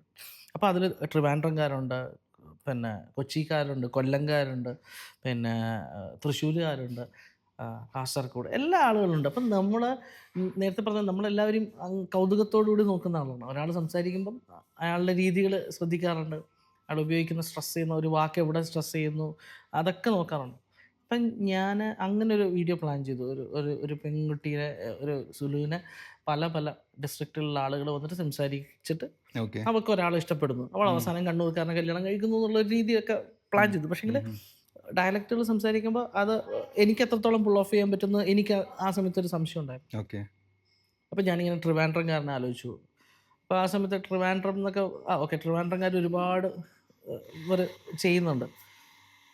അപ്പം ഞാൻ വിചാരിച്ചു തൃശ്ശൂർ പിടിക്കാം. അങ്ങനെയാണ് ഒരു തൃശ്ശൂർ, അതായത് തുടങ്ങിയത് ഒരു കലിപ്പൻ തൃശ്ശൂരുകാരൻ എന്നുള്ള രീതിയിലായിരുന്നു. അവൻ ഇച്ചിരി പെട്ടെന്ന് ദേഷ്യം വരുന്ന ഒരു തൃശ്ശൂരുകാരൻ, ഓരോരോ കാര്യങ്ങൾക്ക് പെട്ടെന്ന് പകുതി കേട്ടിട്ട് റിയാക്ട് ചെയ്യുന്ന ആളുകൾ, അങ്ങനെയായിരുന്നു ഉദ്ദേശിച്ചത്. പക്ഷേ അതെന്തോ ദൈവം സഹായിച്ചിട്ട് ആളുകൾക്കത് വർക്കായി എന്നുള്ളതാണെന്ന് തോന്നുന്നു. ആളുകൾ ഇപ്പോഴും ഞാൻ തൃശ്ശൂർക്കാരനാണെന്ന് വിചാരിക്കുന്നുണ്ട്. എൻ്റെ പേര് ദിനേശൻ എന്ന് പറഞ്ഞ പോലെ ഇപ്പം ഞാൻ തൃശ്ശൂരുകാരനാണെന്ന് വിചാരിക്കുന്ന ഒരുപാട് പേരുണ്ട്. അത് ഭാഗ്യം. തൃശ്ശൂർ വളരെ എനിക്ക് അറിഞ്ഞൂടാ, പക്ഷെ ഞാൻ കണ്ടതൊക്കെ ഭയങ്കര ബുദ്ധിമുട്ടിയിട്ടാണ് സംസാരിക്കുന്നത്. അല്ല, അതൊരു അതിലൊരു നാച്ചുറാലിറ്റി, ഒരു ഒറിജിനാലിറ്റി ഒക്കെ ഉണ്ട്. അത് ആ ഒരു ചെറിയ അത് ആ ഒരു ചെറിയ സമയത്ത് സംസാരിക്കുന്നതുകൊണ്ടാണ്. പലരും അങ്ങനെ ചുമ്മാ ഇങ്ങനെ പറയുന്നുണ്ടോ, നീ തൃശ്ശൂർക്കാരനെ പോലെ സംസാരിക്കും നോർമലി, അത് നടക്കുന്ന കാര്യമല്ല. വിജിൽ സംസാരിക്കുന്ന മലയാളം കണ്ണൂരിൽ നിന്ന് മാറിയിട്ടുണ്ട്. അത് ഈ പറഞ്ഞ ഇതായിരിക്കും അല്ലേ, പണ്ട് ലേബർ ക്യാമ്പിൽ ഒരുപാട് പേരുടെ കൂടെ താമസിച്ചു. പിന്നെ അത് മാത്രമല്ല, ഞാൻ പഠിച്ചത് കോളേജൊക്കെ ബാംഗ്ലൂരായിരുന്നു. ഞാൻ +2 കഴിഞ്ഞതിന് ശേഷം നാട് വിട്ടതാണ്. പിന്നെ ഞാൻ കൂടുതലും ഇപ്പോൾ ബാംഗ്ലൂരായിരുന്നു, പിന്നെ അവിടുന്ന് ബോംബെ ആയിരുന്നു, പിന്നെ കുറേ കാലം ഡൽഹി ആയിരുന്നു. അപ്പം എൻ്റെ മലയാളം അങ്ങനെ പോയി വരുമായിരുന്നു. പിന്നെ നമുക്ക് ആ സമയത്തൊക്കെ നമുക്ക് അങ്ങനെ ഒരു സ്യൂഡോ സ്റ്റാറ്റസിൻ്റെ പുറകിലായിട്ട് നമ്മൾ കണ്ണൂർ ഭാഷ പറഞ്ഞു കഴിഞ്ഞാൽ ആളുകൾ എന്ത് പറയും എന്ന് പറയുന്നൊരു ചിന്തയുണ്ട്. അപ്പോൾ ബാംഗ്ലൂരിൽ നിന്ന് നമ്മൾ സംസാരിക്കുമ്പോൾ പല മലയാളികൾ പറയില്ലേ, അയ്യയ്യ ഇവന്ത് സംസാരിക്കുന്നേ, അങ്ങനെ പറയും. ഞാനും അനുഭവിച്ചിട്ടുണ്ട്. കാരണം ഞാൻ UAE ബാച്ചിലറായിട്ട് ദുബായിൽ താമസിക്കുമ്പോൾ എൻ്റെ റൂംമേറ്റ്സ് 3 പേര്, ഞങ്ങൾ 4 പേരായിരുന്നു, 3 പേര് ട്രിവാൻഡ്രത്താണ്. ഓക്കെ, അപ്പോൾ ഞാൻ ആദ്യമായിട്ട് എനിക്ക് ഉപേക്ഷിക്കേണ്ടി വന്നൊരു വാക്ക് ഓടുത്തുന്നില്ല, മനസ്സിലല്ലേ? അവർ കളിയാക്കും. അപ്പോൾ അവർക്ക് ഒന്നാമത് മനസ്സിലാവും ഓടുത്തു എന്ന് പറഞ്ഞാൽ എന്താണെന്ന് മനസ്സിലാവില്ലല്ലോ. അപ്പോൾ അത് പിന്നെ നാച്ചുറലി അത് ഇല്ലാതായി. ഇപ്പം വീട്ടിലിപ്പം പറയും ഓടുത്തു എന്ന് പറയും, പക്ഷെ എന്നാലും പുറത്തു പോയാൽ വരില്ല ഓടുത്തു. സത്യമാണ്. അത് നമ്മൾ അറിയാതെ പിന്നെ നമ്മൾ കുറേ സിനിമയിൽ നിന്നൊക്കെ ഇൻഫ്ലുവൻസ് ആവുമല്ലോ. അപ്പം അങ്ങനെ സംസാരിക്കുമ്പോൾ നമ്മൾ പയ്യെ അങ്ങ് മാറി. ഇപ്പം എൻ്റെ വൈഫ് തന്നെ, അവള് അറിയാതെ ഒരു വള്ളൂരാടൻ അപ്പോൾ ഇങ്ങനെ സംസാരിക്കുമ്പോഴൊക്കെ ഇപ്പം അവരുടെ അവൾ കൂടുതലും, ഞാൻ പുറത്താണെങ്കിൽ അവൾ കൂടുതലും കണ്ണൂരിൽ തന്നെയായിരുന്നു. കണ്ണൂരിലായിരുന്നു അവളുടെ പഠിപ്പും കാര്യങ്ങളൊക്കെ. പിന്നെ കല്യാണം കഴിഞ്ഞപ്പോഴാണ് അവിടെ വന്നത്. പക്ഷേ കണ്ണൂരിൽ നിന്ന് പഠിച്ചുകൊണ്ടിരിക്കുമ്പോൾ പോലും അവളോടിപ്പോൾ നമ്മൾ ചോദിക്കുന്നു, ഇന്നലത്തെ അസൈൻമെൻറ്റ് നീ സബ്മിറ്റ് ചെയ്തോ? ഇല്ലാട്ടോ എന്നൊക്കെ ചോദിക്കും. ഇല്ലാട്ടോ, അയ്യോ അത് മറന്നു കേട്ടോ എന്ന് പറയും.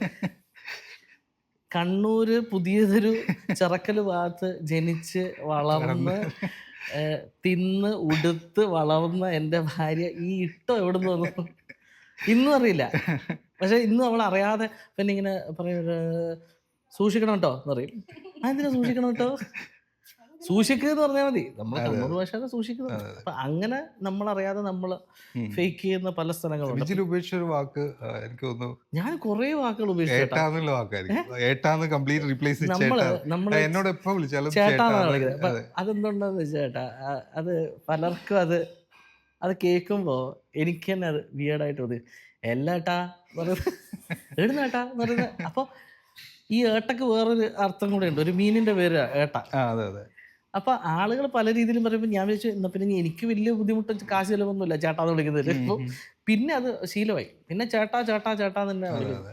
അതല്ല, പിന്നെ എനിക്ക് തോന്നുന്നു നമ്മുടെ മലബാറിന്റെ മലയാളത്തിലാണ് തോന്നുന്നു ഓരോ 10 കിലോമീറ്ററിലും ഈ ഭാഷ മാറുന്നുണ്ട് അല്ലെ? പിന്നെ ഉച്ചാരണം മാറുന്നുണ്ട്, എല്ലാം മാറുന്നുണ്ട്. ഈവൻ വാക്കുകൾ പോലും. അതെ, ഞാൻ പയ്യന്നൂരിൽ സംസാരിക്കുന്ന മലയാളമല്ല പുതിയൊരു സംസാരിക്കുന്നത്. അതാണ് എൻ്റെ ഒരു കാര്യം. അല്ല അത് ചേട്ടാ, ഇതിപ്പോ ഞങ്ങൾക്ക് ഒരുപാട് ചീത്തകൾ വരാറുണ്ട്. ഒരുപാട് അത് വലിയ എക്സ്പീരിയൻസ് ആയിട്ടുള്ള എനിക്ക് തന്നെ റിലേറ്റ് ചെയ്യാൻ പറ്റും. നിങ്ങൾ പറയുന്ന പല വാക്കുകളും പയ്യന്നൂരിൽ ഞങ്ങൾ സംസാരിക്കാറില്ല അല്ലേ? ഫോർ എക്സാമ്പിൾ, നമ്മളിപ്പോ ഒരു സാധനം വാങ്ങി എന്ന് പറഞ്ഞാല് മേടിച്ചു എന്ന് പറയുന്ന ആൾക്കാരുണ്ട് അല്ലെ, മേടിച്ചു എന്ന് പറയുന്ന ആൾക്കാരുണ്ട്. പക്ഷെ ഞാൻ എൻ്റെ ഗ്രാമത്തിൽ പറയുന്ന അതിന് മേണിച്ചു എന്നാണ്. നമ്മള് മാങ്ങിന്ന് പറയില്ല, നിങ്ങൾ മാങ്ങിന്നാണ് പറയുന്നത്. ഇത്രയും വ്യത്യസ്തമായ വാക്കുകളും ഉച്ചാരണവും ഒക്കെ ഉള്ള ഒരു സ്ഥലമാണ് നമ്മുടെ മലബാർ. അതുണ്ട്, ഒരുപാട് വാക്കുകളുണ്ട്. അപ്പൊ അതൊക്കെ ഇതിപ്പോ നമ്മുടെ ജീവിതത്തിന്റെ അന്നം വാങ്ങുന്ന രീതിയിലാണ് നമ്മൾ ഇതൊക്കെ മാറ്റി മാറ്റിയിട്ട് പോകുന്നത്. പലരും നമ്മളൊരു സീരിയസ് ആയിട്ടുള്ള ഒരു കാര്യങ്ങൾ പറയുമ്പോൾ അവര് ചിലപ്പോൾ ചിരിച്ചേക്കും. അപ്പൊ അങ്ങനെ ചിരിക്കേണ്ട, നമ്മളൊരു അങ്ങനെ ലോഫിംഗ് മെറ്റീരിയൽ ആവണ്ടെന്നുള്ള. പിന്നെ നിങ്ങള് പിന്നെ നിങ്ങളുടെ കഥ ഞാൻ കേട്ടത്, നിങ്ങൾ +2 നിങ്ങൾ ക്ലാസ്മേറ്റ്സ് ആയിരുന്നു. എന്നിട്ട് നിങ്ങളൊരു പ്രതികാര പ്രണയമാണ് നടത്തിയെന്നൊക്കെ ഒരു ശ്രുതിയുണ്ട്, ഒരു വാർത്തയുണ്ട്. എന്താണ് അതിന്റെ കാര്യം? അത് പിന്നെ ഞാൻ ഈ പ്രേമത്തിന് വലിയ താല്പര്യമുള്ള ആളായിരുന്നില്ല ആ സമയത്ത്. എനിക്കങ്ങനെ പെൺകുട്ടികളോട് അങ്ങനെ പെട്ടെന്ന് പ്രേമൊന്നുമില്ല. അത് വേറൊന്നും കൊണ്ടല്ല, പിന്നെ എനിക്കെന്തോ അങ്ങനെ ഒരു കാരണം. ഇപ്പം എൻ്റെ ഫാദർ, ഞാൻ നേരത്തെ പറഞ്ഞല്ലോ, നമ്മളൊരു തിയേറ്ററിൻ്റെ ഉടമയാണ് എൻ്റെ ഫാദർ. അപ്പോൾ അത്യാവശ്യം എല്ലാ ആളുകൾക്കും നമ്മുടെ ഫാദറിനെ അറിയാം. എന്നെ ഇപ്പോഴും ആളുകൾ ശിവൻ്റെ മോനെ എന്നുള്ള ലേബലിൽ തന്നെ വിളിക്കുന്നത്. ഓക്കെ. അപ്പോൾ അങ്ങനെ നിൽക്കുമ്പോൾ ഞാനിങ്ങനെ പേടിക്കും. അതായത് ഞാനൊരു പെൺകുട്ടീനെ പ്രേമിച്ചു. അപ്പം ആ സമയത്തൊക്കെ അറിയില്ല, പെൺകുട്ടിയുടെ അച്ഛൻ വന്നിട്ട് ചോദിക്കും, എൻ്റെ മോളെ പ്രേമിക്കുന്നത്. അങ്ങനെ എങ്ങനെ ചോദിച്ചാൽ പിന്നെ ഞാൻ വീട്ടിൽ പോകണ്ട. എൻ്റെ ഫാദർ വളരെ കൂളാണ്. എൻ്റെ അമ്മയെ പ്രേമിച്ച് കല്യാണം കഴിച്ച ആളാണ്. അതായത് ഞാൻ കേട്ടിട്ടുണ്ട്, എൻ്റെ അച്ഛൻ പിന്നെ മൂപ്പരുടെ കാറിൽ അമ്മ പിന്നെ വരുന്ന വഴി അവിടെ കാറിൽ മുണ്ടും മാടി കീഴ്ത്തി ആ ബോണറ്റിൻ്റെ മുകളിൽ ഇരുന്നിട്ട്, ഞാൻ എന്നാൽ വീട്ടിലേക്ക് വരട്ടെ എന്നെ കല്യാണം കഴിക്കാൻ എന്ന് ചോദിച്ച ആളാണ്. അപ്പം ആ ഒരു ട്രൈറ്റ് എനിക്കുണ്ട്. അപ്പം പക്ഷെ എനിക്ക് അത്ര ധൈര്യമില്ല. അപ്പം ഞാനിങ്ങനെ നോക്കുന്നു, പിന്നെ ആ സമയത്ത് ഞാനൊരു അപ്പളാങ്ങി ഒരു നാണം കുണുങ്ങിയാണ്. പിന്നെ കാണാനാണെങ്കിൽ ഭയങ്കര ഭംഗിയായിരുന്നു ആ സമയത്ത്. എവിടെ നോക്കിയിട്ട് ഒന്നാമത് പെൺപിള്ളേർക്ക് നമ്മളെ വലിയ കാര്യമായിട്ടില്ല. പക്ഷെ എന്നിട്ടും ഒരു പെൺകുട്ടിക്ക് എന്നോട് പ്രേമം വന്നിട്ടുണ്ടായിരുന്നു. ഞാൻ ആ ഒരു ലെവലിലായിരുന്നു കുറേ കാലം ജീവിച്ചുകൊണ്ടിരുന്നത്. ഒരു പെൺകുട്ടിക്ക് എന്നോട് പ്രേമം വന്നു, പക്ഷെ അവളെ തിരിച്ച് പ്രേമിക്കാനും പേടി. എന്തോ കാരണങ്ങൾ കൊണ്ട് സംഭവം നടക്കുന്നില്ല. +2 എത്തിയപ്പോൾ അംബികയെ കണ്ടു. അംബികയെ കണ്ടപ്പോൾ പ്രേമമൊന്നുമില്ല. അത് വെച്ചാൽ ഒരു മെലിഞ്ഞൊരു പെൺകുട്ടി ഇങ്ങനെ ഓടി നടക്കുന്ന കാണാം. അപ്പം ഞാനിങ്ങനെ ചോദിക്കും, എന്താണ് ഈ പെൺകുട്ടിയൊക്കെ ഇങ്ങനെ? ഈ നിറമൊക്കെ പടം ഇങ്ങനെ നിറം അതിന് കുറേ മുമ്പേ ഇറങ്ങിയാണ്. പക്ഷെ നിറം ഭയങ്കര എഫക്റ്റ് ആയിരുന്നല്ലോ. സുഹൃത്തുക്കൾ പ്രേമിക്കാതെ ഭയങ്കര ഫ്രണ്ട്ഷിപ്പായി. അപ്പോൾ ഇവളെൻ്റെ റെക്കോർഡ് വരച്ചിരുന്നു, അവൾ പരീക്ഷയ്ക്ക് നമ്മളെ ഇത് ചെയ്യുന്നു. അപ്പോൾ ആ സമയത്ത് അതിന് മുന്നത്തെ സ്കൂളിലുണ്ടായിരുന്ന ഒരു ചെറിയൊരു ലവ് റിലേഷൻ ഉണ്ടായിരുന്നു. അത് ഈ ഈ റെക്കോർഡ് വരച്ചു കൊടുക്കുന്ന പറയുമ്പം ആ സമയത്ത് ഉള്ളിൽ പ്രണയം ഉള്ളതുകൊണ്ടാണോ അങ്ങനെ ചെയ്തത്? അതുണ്ടാവുമല്ലോ. പ്രണയമൊന്നുമില്ല. ഞങ്ങള് വീട്ടിൽ നിന്ന് ഞങ്ങള് ഒന്ന് പഠിപ്പിക്കുമല്ലോ, ആരും പ്രണയിക്കാൻ പാടില്ല അങ്ങനെയാണ് പറയുമല്ലോ. അപ്പൊ എനിക്ക് പേടിയാ. അതൊക്കെ വളരെ മോശമാണ് വീട്ടിൽ പറയണത്. അല്ലല്ല, വീട്ടിൽ നിന്ന് പറയില്ല ഇങ്ങനെ പ്രേമിക്കുന്ന ആള് മോശം ആൾക്കാരാണ്. അങ്ങനെയാണ് എൻ്റെ മനസ്സിലുണ്ടായത്. ഈ പ്രേമിക്കുക എന്ന് പറയുന്നത് മോശം ആൾക്കാരാണ്, മോശം കുട്ടിയാവും, അങ്ങനെ. അപ്പൊ ആ ഒരു മൈൻഡാണ് എനിക്ക്. അതുകൊണ്ട് ഞാൻ അങ്ങനെ ഒരു ചിന്തയൊന്നുമില്ല. ഓക്കെ, പറയൂ. അല്ല ചേട്ടാ, അത് പിന്നെ അങ്ങനെ ഇവളെ നന്നായിട്ട് നമ്മളെ ഹെൽപ്പ് ചെയ്യുന്നൊക്കെ ഉണ്ട്. അപ്പോൾ +2 കഴിയുന്നവരെ എനിക്ക് അങ്ങനത്തെ പ്രേമൊന്നുമില്ല. അപ്പം ഞാൻ പറഞ്ഞ ആ എൻ്റെ 10ാം ക്ലാസ് വരെയുള്ള സമയത്ത് ഒരു പെൺകുട്ടിക്ക് നമ്മളോടൊരു ചെറിയ താല്പര്യമുണ്ട്. ആ പെൺകുട്ടി അവിടെ വന്നിട്ട് പിന്നെ എന്താ പറയുക പഠിക്കുന്നുണ്ട്. ഓക്കെ. അപ്പം ഞാൻ അപ്പോഴേക്കും മാറി. ഇപ്പം എല്ലാവരും പറയുമല്ലോ +2 ടേണിംഗ് പോയിൻ്റാണ്, 10 ടേണിംഗ് പോയിൻ്റാണെന്ന് പറഞ്ഞാൽ. അപ്പോൾ പഠിക്കാനുള്ള ശ്രമമൊക്കെ ഉണ്ടായിരുന്നു. അങ്ങനെ ഇരിക്കുമ്പോഴാണ് അംബിക ആ പെൺകുട്ടിയെ ഇഷ്ടമാണോ എന്നൊക്കെ ചോദിച്ചിട്ട് എൻ്റെ അടുത്ത് വരുന്നു. അപ്പം ഞാൻ അംബികയോട് പിന്നെന്താ എനിക്ക് അവളെ ഇഷ്ടം, എന്താ നീ ആരാ ചോദിക്കുക എന്നുള്ള രീതിയിലൊക്കെ നമ്മളുള്ള സുരേഷ് ഗോപി അങ്ങ് ഉണർന്നു അങ്ങനെയൊക്കെ പറഞ്ഞ് +2 കഴിഞ്ഞ് പോയപ്പോൾ നമ്മൾ റിയാലിറ്റിയിലേക്ക് വന്നു. ബാംഗ്ലൂർ പോയി. ബാംഗ്ലൂരിലാണെങ്കിൽ നോർത്തിൽ നിന്നാണ് കൂടുതലും പെൺപിള്ളേരൊക്കെ വന്നിരിക്കുന്നത്. അവർക്ക് ഒരു രീതിയിലും നമ്മളെ കണ്ടാൽ ദഹിക്കില്ല. പിന്നെ ആ സമയത്തുള്ള എൻ്റെ ഫോട്ടോസൊക്കെ ഇന്ന് ഞാൻ ലോക്കറിൽ വെച്ചിരിക്കുക. അപ്പോൾ അവിടെ നോക്കി ലാംഗ്വേജ് ഇല്ല, പിന്നെ എന്താ പറയുക, സംസാരിക്കുക ഹിന്ദി അറിയില്ല, ഇംഗ്ലീഷ് അറിയില്ല, ആകെ അറിയുന്ന രജനീകാന്തിൻ്റെ കുറച്ച് തമിഴ്. മലയാളം കൊണ്ട് യാതൊരു ഉപയോഗമില്ല. അവിടെ ഒരു പെണ്ണും ഇമ്പ്രസ്ഡ് ആവില്ല എന്നല്ല. മലയാളി പെൺപിള്ളേർ വന്ന് നമ്മൾ പോയിട്ട് മുന്നിൽ നിൽക്കും. ആ സമയത്ത് പ്രേമിക്കണം എന്നുള്ള ആഗ്രഹം വന്നിട്ടുണ്ട്. ആ പെൺപിള്ളേരാണെങ്കിൽ നല്ല ആൺപിള്ളേർ അവന്മാരോടുണ്ട്. ചോക്ലേറ്റ് അല്ലല്ലോ, നമ്മൾ ഡാർക്ക് ചോക്ലേറ്റ് ആണല്ലോ. നമ്മളവിടെ പോയി നിൽക്കും. അപ്പം ഇപ്പം എനിക്ക് ഓർമ്മയുണ്ട്, ഞാൻ ആ സമയത്ത് തന്നെ ഒരു പെൺകുട്ടിയുടെ അടുത്ത് പോയിട്ട് സംസാരിച്ചിട്ടുണ്ട്, പ്രപ്പോസ് ചെയ്തിട്ടുണ്ട്. പക്ഷെ അവൾ കുറേ ട്രൈ ചെയ്തെന്ന് തോന്നുന്നു, പക്ഷെ അവൾക്ക് തോന്നിയില്ല. ഞാൻ അവളോട് പിന്നെ എന്താ പറയുക, ഒരു ജൂനിയർ പെൺകുട്ടി ഞാൻ വെറുതെ ഇരിക്കുമ്പോഴൊക്കെ എന്നെ കുറിച്ച് ആലോചിക്കൂ, ഉറങ്ങുമ്പോഴും പിന്നെ എന്താ പറയുക ആലോചിക്കും. അങ്ങനെയൊക്കെയാണ് പ്രേമം വരുന്നത്, നമുക്കറിയില്ലല്ലോ ഇതിൻ്റെ കൂട്ട്. പക്ഷെ അവൾ പറഞ്ഞു ഇല്ല ചേട്ടാ, നടക്കുന്നില്ല ചേട്ടാ. അത് ഞാനിങ്ങനെ തിരിച്ചു വന്നു. അപ്പം ഞാൻ തിരിച്ചു വന്നപ്പോൾ എനിക്ക് ജോലിയൊന്നും കിട്ടുന്നില്ല ചേട്ടാ. അപ്പം ഞാൻ നാട്ടിലിങ്ങനെ ഇങ്ങനെ തെരാപ്പര നടക്കുക. അപ്പം അംബിക അപ്പം അംബികക്ക് ആദ്യം പ്രേമമുണ്ട് എന്നോട്. അപ്പം ഞാനിങ്ങനെ നോക്കുമ്പോൾ എനിക്ക് ഏറ്റവും കംഫർട്ടബിളായിട്ട് തോന്നുന്നത് അംബിക. മെസ്സേജ് ചെയ്യുമ്പോഴും എല്ലാത്തിലും ഇവള് തന്നെ. അങ്ങനെ ഒരു ദിവസം പിന്നെ അതിനു മുമ്പ് എന്നെ ബാംഗ്ലൂരിലേക്ക് അയച്ചത് ഇവളാണ്. ഒരാവശ്യമില്ലായിരുന്നു. ഞാൻ ചെമ്പേരി എങ്ങനെ പോയിട്ട് എഞ്ചിനീയറിംഗ് പഠിക്കേണ്ട ചെറുക്കാൻ എന്നെ അവിടെ നിന്ന് കുത്തിപ്പൊക്കി ഏവിയേഷൻ പിന്നെ എയറോനോട്ടിക്സ് എന്നൊക്കെ പറഞ്ഞിട്ട് ഞാൻ അവിടെ പോയി ജീവിതം ജ്ഞാനായുധമായി പിന്നെ തിരിച്ചു വന്നു. അപ്പോൾ എനിക്ക് അവളോടൊരു ദേഷ്യമുണ്ട്. അങ്ങനെ നമ്മൾ സംസാരിച്ച് അവസാനം എനിക്ക് തോന്നി ഒരു ഗെറ്റ് ടുഗെദർ പോയപ്പോഴും എനിക്ക് ഇവള് അടുത്ത് വരുമ്പോൾ ഭയങ്കര ഒരു സന്തോഷം. അപ്പം ഞാൻ മനസ്സിലാക്കി ആ സന്തോഷത്തിന്റെ പേരാണ് പ്രേമം. എന്നിട്ട് നിങ്ങൾ പിന്നെ എന്താണ് വീട്ടിൽ ഞാൻ ഇഷ്ടമാണെന്ന് പറയാൻ വേണ്ടി കാത്തിരിക്കുമായിരുന്നു ഇവള്. അങ്ങനെ അപ്പോഴേക്കും ഇവള് ചാടി വന്നില്ലേ. അല്ല ഉടനെ കല്യാണമായിരുന്നു? അല്ല പിന്നെ കുറെ കാലം ഡേറ്റ് ചെയ്തു? അല്ലേട്ടാ, ആ സമയത്ത് നമുക്ക് ദാരിദ്ര്യം ഉണ്ടല്ലോ. അപ്പം ഞാൻ ജോലിയൊന്നും ആയിട്ടില്ലല്ലോ. അപ്പം ജോലിക്ക് വേണ്ടിയിട്ട് കുറേ നിന്നു. ആ സമയത്ത് ഇവള് ഒരുപാട് കാര്യമായിട്ട് നിന്നു. അപ്പം ഇവക്കറിയാം ഞാനൊരു ദരിദ്രവാസിയായിരുന്നു ആ സമയത്ത്. അപ്പം അവള് പഠിച്ചുകൊണ്ട് പോയിരുന്നു. അവൾ ബിടെക് കഴിഞ്ഞു. ഇനി M.Tech അപ്ലൈ ചെയ്യാൻ പോകുമ്പോൾ എൻ്റെ ഫ്രണ്ട് ഇവിടെ നിർത്തുക എന്നോട് പറഞ്ഞു, എടാ അവൾ M.Tech എടുത്തു കഴിഞ്ഞാൽ അവൾക്ക് നല്ല ചെറുക്കന്മാരെ കിട്ടും, നിനക്ക് പറയത്തക്ക യാതൊരുവിധ ഗുണങ്ങളുമില്ല, അതുകൊണ്ട് എന്താണ് ചെയ്തോ, എൻ്റെ മിമിക്രിയും തക്കിര വേളകളൊന്നും ഒരുപാട് M.Tech എടുത്ത പെണ്ണെന്ന് പറയുമ്പോൾ അവൾക്ക് അത്ര. അപ്പം ഞാൻ ഇവളോട് നീ M.Tech എടുക്കണ്ട, നമുക്കേ ഒന്ന് ആലോചിച്ചിട്ട് M.Tech എടുക്കാതെ. അങ്ങനെ അപ്പോഴേക്ക് പിന്നെ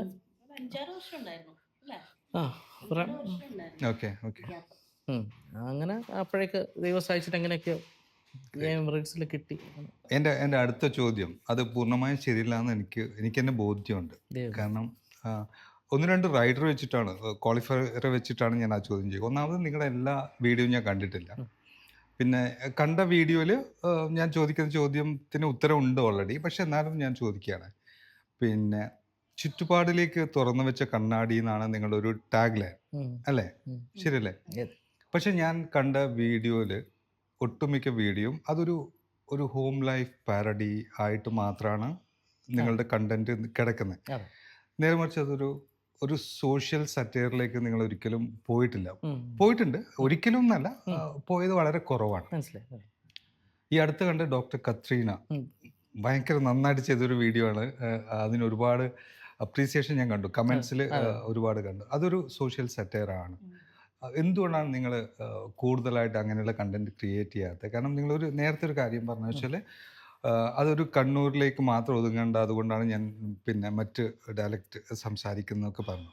അപ്പം അങ്ങനെയുള്ളൊരു കാരണം അതുമല്ല, ഈ ദിനേശൻ സുലു എന്നുള്ള ക്യാരക്ടർ പല ക്യാരക്ടറായിട്ട് വരണം എന്നൊക്കെ പറഞ്ഞു. അപ്പോൾ അങ്ങനെ ഒരു സാധ്യത അവിടെ ഉള്ളതുകൊണ്ട് എന്തുകൊണ്ട് നിങ്ങളൊരു കൂടുതൽ സോഷ്യൽ സറ്റയർ ചെയ്യുന്നില്ല?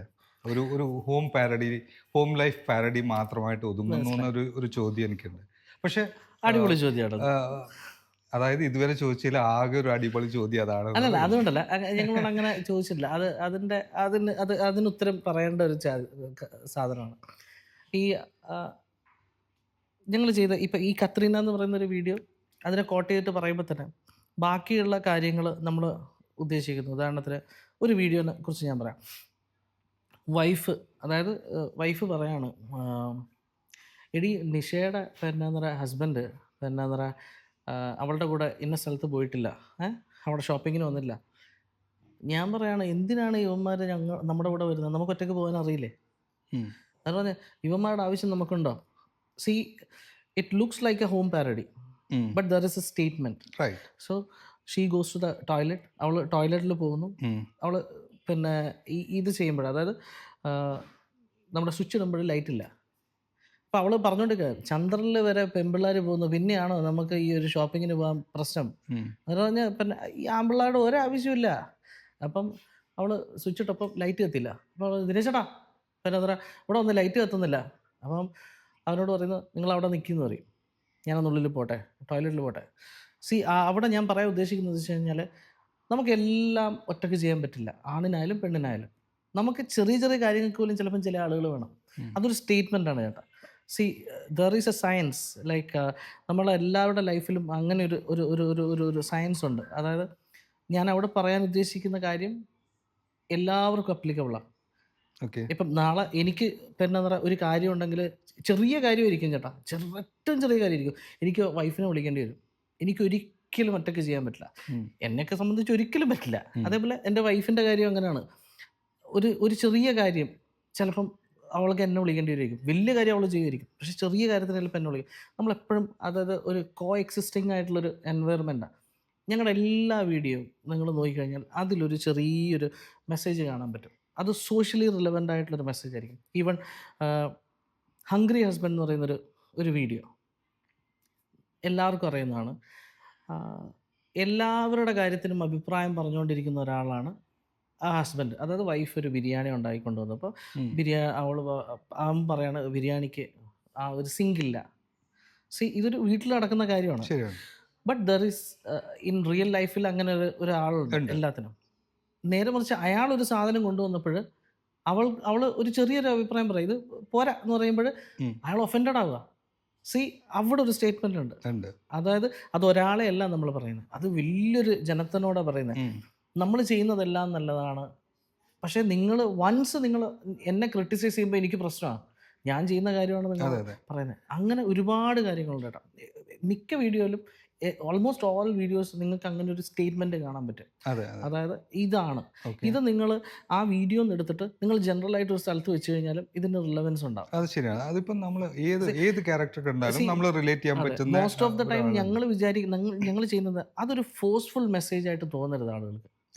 അതായത് ലൈക്ക് ഒരു സോഷ്യൽ മെസ്സേജ് എന്ന് പറഞ്ഞിട്ട് നമ്മളത് എടുത്ത് അതിൻ്റെ പലരും ചെയ്യുന്ന കാണാറില്ലേ, ഒരാളെ ടാർഗറ്റ് ചെയ്യും, അയാളെ പിടിച്ചിട്ട് അതാണ് സോഷ്യൽ മെസ്സേജ് എന്നാണ് മിക്ക ആളുകളും വിചാരിക്കുന്നത്. അയാളെ വെച്ചിട്ട് ബാക്കി കാര്യങ്ങൾ പറയാന്നുള്ള.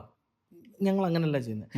ആ ഒരു ഇഷ്യൂ ഈ ഒരു ഫാമിലിയിൽ വന്നു കഴിഞ്ഞാൽ എന്ത് ചെയ്യും? ഇക്വാലിറ്റി എന്ന് പറയുന്ന ഒരു കാര്യം ഈ ഫാമിലിയിൽ നിങ്ങൾ എങ്ങനെ ചെയ്യുന്നു, അത് ഒരു ഫാമിലി എങ്ങനെ ബാധിക്കുന്നു എന്നുള്ളതാണ് നമ്മുടെ വിഷയങ്ങൾ. ഞങ്ങളുടെ ഹോം മെയ്ഡ് വീഡിയോസിൽ അതാണ് ഞങ്ങളുടെ വിഷയങ്ങൾ. അങ്ങനെ മിക്ക വീഡിയോസും ഇപ്പോൾ ഒരു വീട് വെക്കുന്ന വീഡിയോ ആയി കഴിഞ്ഞാലും അതിൻ്റെ അകത്ത് നമ്മൾ പറയുന്ന കുറേ കാര്യങ്ങളുണ്ട്. ലോണിനെ കുറിച്ചായാലും പൈസയുടെ റിക്വയർമെൻറ്റിനെ കുറിച്ചായാലും അതൊക്കെ സാധാരണ ആളുകൾക്ക് റിലേറ്റ് ചെയ്യണം. But at the same time അതൊരു ഫോഴ്സ്ഫുൾ ഒരു മെസ്സേജ് ആവരുത്. ഓക്കെ. നിങ്ങൾ കണ്ണാടിയിൽ നോക്കുമ്പം you will see the glare only. നിങ്ങളുടെ രൂപമാണ് കാണുന്നത്, അതിൻ്റെ ഒരു എൻഹാൻസ്ഡ് വേർഷൻ അല്ല കാണുന്നത്. അതാണ് ഞങ്ങളുടെ ടാഗ് ലൈനിൻ്റെ സംഭവം. ശരി. അല്ല, ഞാൻ ചോദിക്കുന്നത് വെച്ചാൽ നിങ്ങൾ ചെയ്യുന്ന ഈ ക്യാരക്ടേഴ്സ് മൊത്തം ആസ് എ പേഴ്സൺ ഓരോ ആൾക്കാർക്കും റിലേറ്റ് ചെയ്യാൻ പറ്റുന്ന കാര്യങ്ങളാണ്. ചിലപ്പോഴേ ഇത് ഒരു അല്ല, ഫോഴ്സ്ലി ഫോഴ്സിലി അല്ല, അത് പല സംഭവങ്ങളിലും ഏതെങ്കിലും ആയിട്ട് ഒരു ക്യാരക്ടറായിട്ട് തീർച്ചയായും അല്ലെങ്കിൽ ഒരു സംസാരം, ഒരു ഡയലോഗായിട്ടോ ഒക്കെ നമുക്ക് റിലേറ്റ് ചെയ്യാം.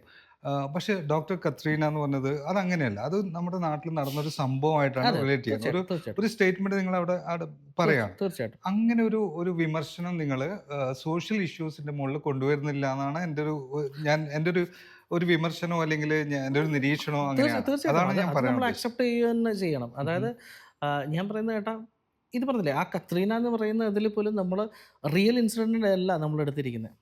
അതായത് അതെടുത്തിരിക്കുന്നത് ഒരു മെഡിക്കൽ റെപ്പിന്റെ പോയിന്റ് ഓഫ് വ്യൂലാണ്. അതെ, അതെ. See, പക്ഷെ അത് obvious ആണ്. നിങ്ങൾ ഏതിനെ കുറിച്ചാണ് പറയുന്നത് അതെ എന്നുള്ളത് ഡയറക്റ്റ്ലി വ്യക്തമാണ് അത്. നിങ്ങളെ ഹിറ്റ് ചെയ്യും അത് അതെ, സാധനം. അതെ. അതേപോലെ ഒരുപാട് വീഡിയോസ് ഉണ്ട്. ചില കാര്യങ്ങൾ നമ്മൾ കണ്ടിട്ടില്ല. ഈവൻ ഞാൻ നേരത്തെ പറഞ്ഞ തന്നെ ഇപ്പം ഹംഗ്രി ഹസ്ബൻഡ് ആയാലും അത് ഡയറക്റ്റ് ഹിറ്റാണെന്ന് ചിലപ്പോൾ തോന്നിയേക്കാം. ബട്ട് നമ്മൾ കാണിച്ചിരിക്കുന്ന ആ ഒരു ആറ്റിറ്റ്യൂഡിന് അതേപോലെ ഒരുപാട് വീഡിയോസ് ഉണ്ട്. ലെഗ് പീസ് എന്ന് പറയുന്നൊരു വീഡിയോ ഉണ്ട്. അത് സോഷ്യലി ആളുകൾ കണ്ട കാര്യങ്ങളാണ്. ഓക്കെ. കുഞ്ഞിന് പേരിടുന്നത്. കുഞ്ഞിന് പേരിടുന്നത് അതൊക്കെ അതുകൊണ്ടാണ് ആ ഒരു സെറ്റ് ഓഫ് വ്യൂസ് നമുക്ക് വരുന്നത്. ഓക്കെ. ഇത് നമ്മൾ എവിടെയോ കണ്ടിട്ടുണ്ടല്ലോ എന്ന് തോന്നുന്ന വീഡിയോസും ഉണ്ട്. അറ്റ് ദ സെയിം ടൈം ഇങ്ങനൊരു ഫോർമുല ഒരു ഫാമിലിയിൽ കൊണ്ടുവന്നു കഴിഞ്ഞാൽ എന്താവും എന്നുള്ളതും നമ്മുടെ ഒരു വിഷയമാണ്. അങ്ങനെ ഒരുപാട് വീഡിയോസ് ഉണ്ട് കേട്ടോ. അതായത് ഇപ്പോൾ ലെറ്റ്സ് സേ ഒരു ഇൻ്റർവ്യൂവിൻ്റെ വീഡിയോ ഞാൻ കണ്ടിട്ടുണ്ട്. അതെ. ഇൻ്റർവ്യൂ വീഡിയോ ഉണ്ട്, ഒരു സ്റ്റാറിൻ്റെ ഇൻ്റർവ്യൂവിൻ്റെ വീഡിയോ ഉണ്ട്, പിന്നെ ഒരാൾക്ക് പെട്ടെന്നൊരു ഫെയിം കിട്ടുമ്പോഴുള്ള പ്രശ്നങ്ങളുള്ള വീഡിയോസ് ഉണ്ട്. Okay. ഇതൊക്കെ സോഷ്യലി നടന്ന കാര്യങ്ങളാണ്. ബട്ട് ചില കാര്യങ്ങൾ നമ്മൾ നോട്ടീസ് ചെയ്യില്ല. ഇപ്പം എനിക്കറിയാം ഈ ലെഗ് പീസ് എന്ന് പറയുന്ന വീഡിയോ കണ്ടപ്പോൾ പലർക്കും അറിയില്ല എന്താണ് അത്. ആ ഒരു സെറ്റ് ഓഫ് ആളുകൾക്ക് ആ കാര്യം എന്താണെന്ന് അറിയില്ല, എന്തിനെക്കുറിച്ചാണ് പറയുന്നതെന്ന് അറിയില്ല. ബട്ട് അവരെയും കൂടെ എൻ്റർടൈൻ ചെയ്യിക്കേണ്ട ബാധ്യത നമുക്കുണ്ട്.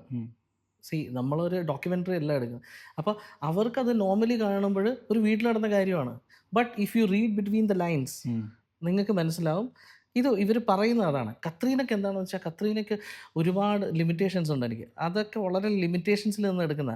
കാരണം നമ്മുടെ ജോഗ്രഫി വേറൊരു സ്ഥലത്ത് പോയിട്ട് ചെയ്യാൻ പറ്റില്ല.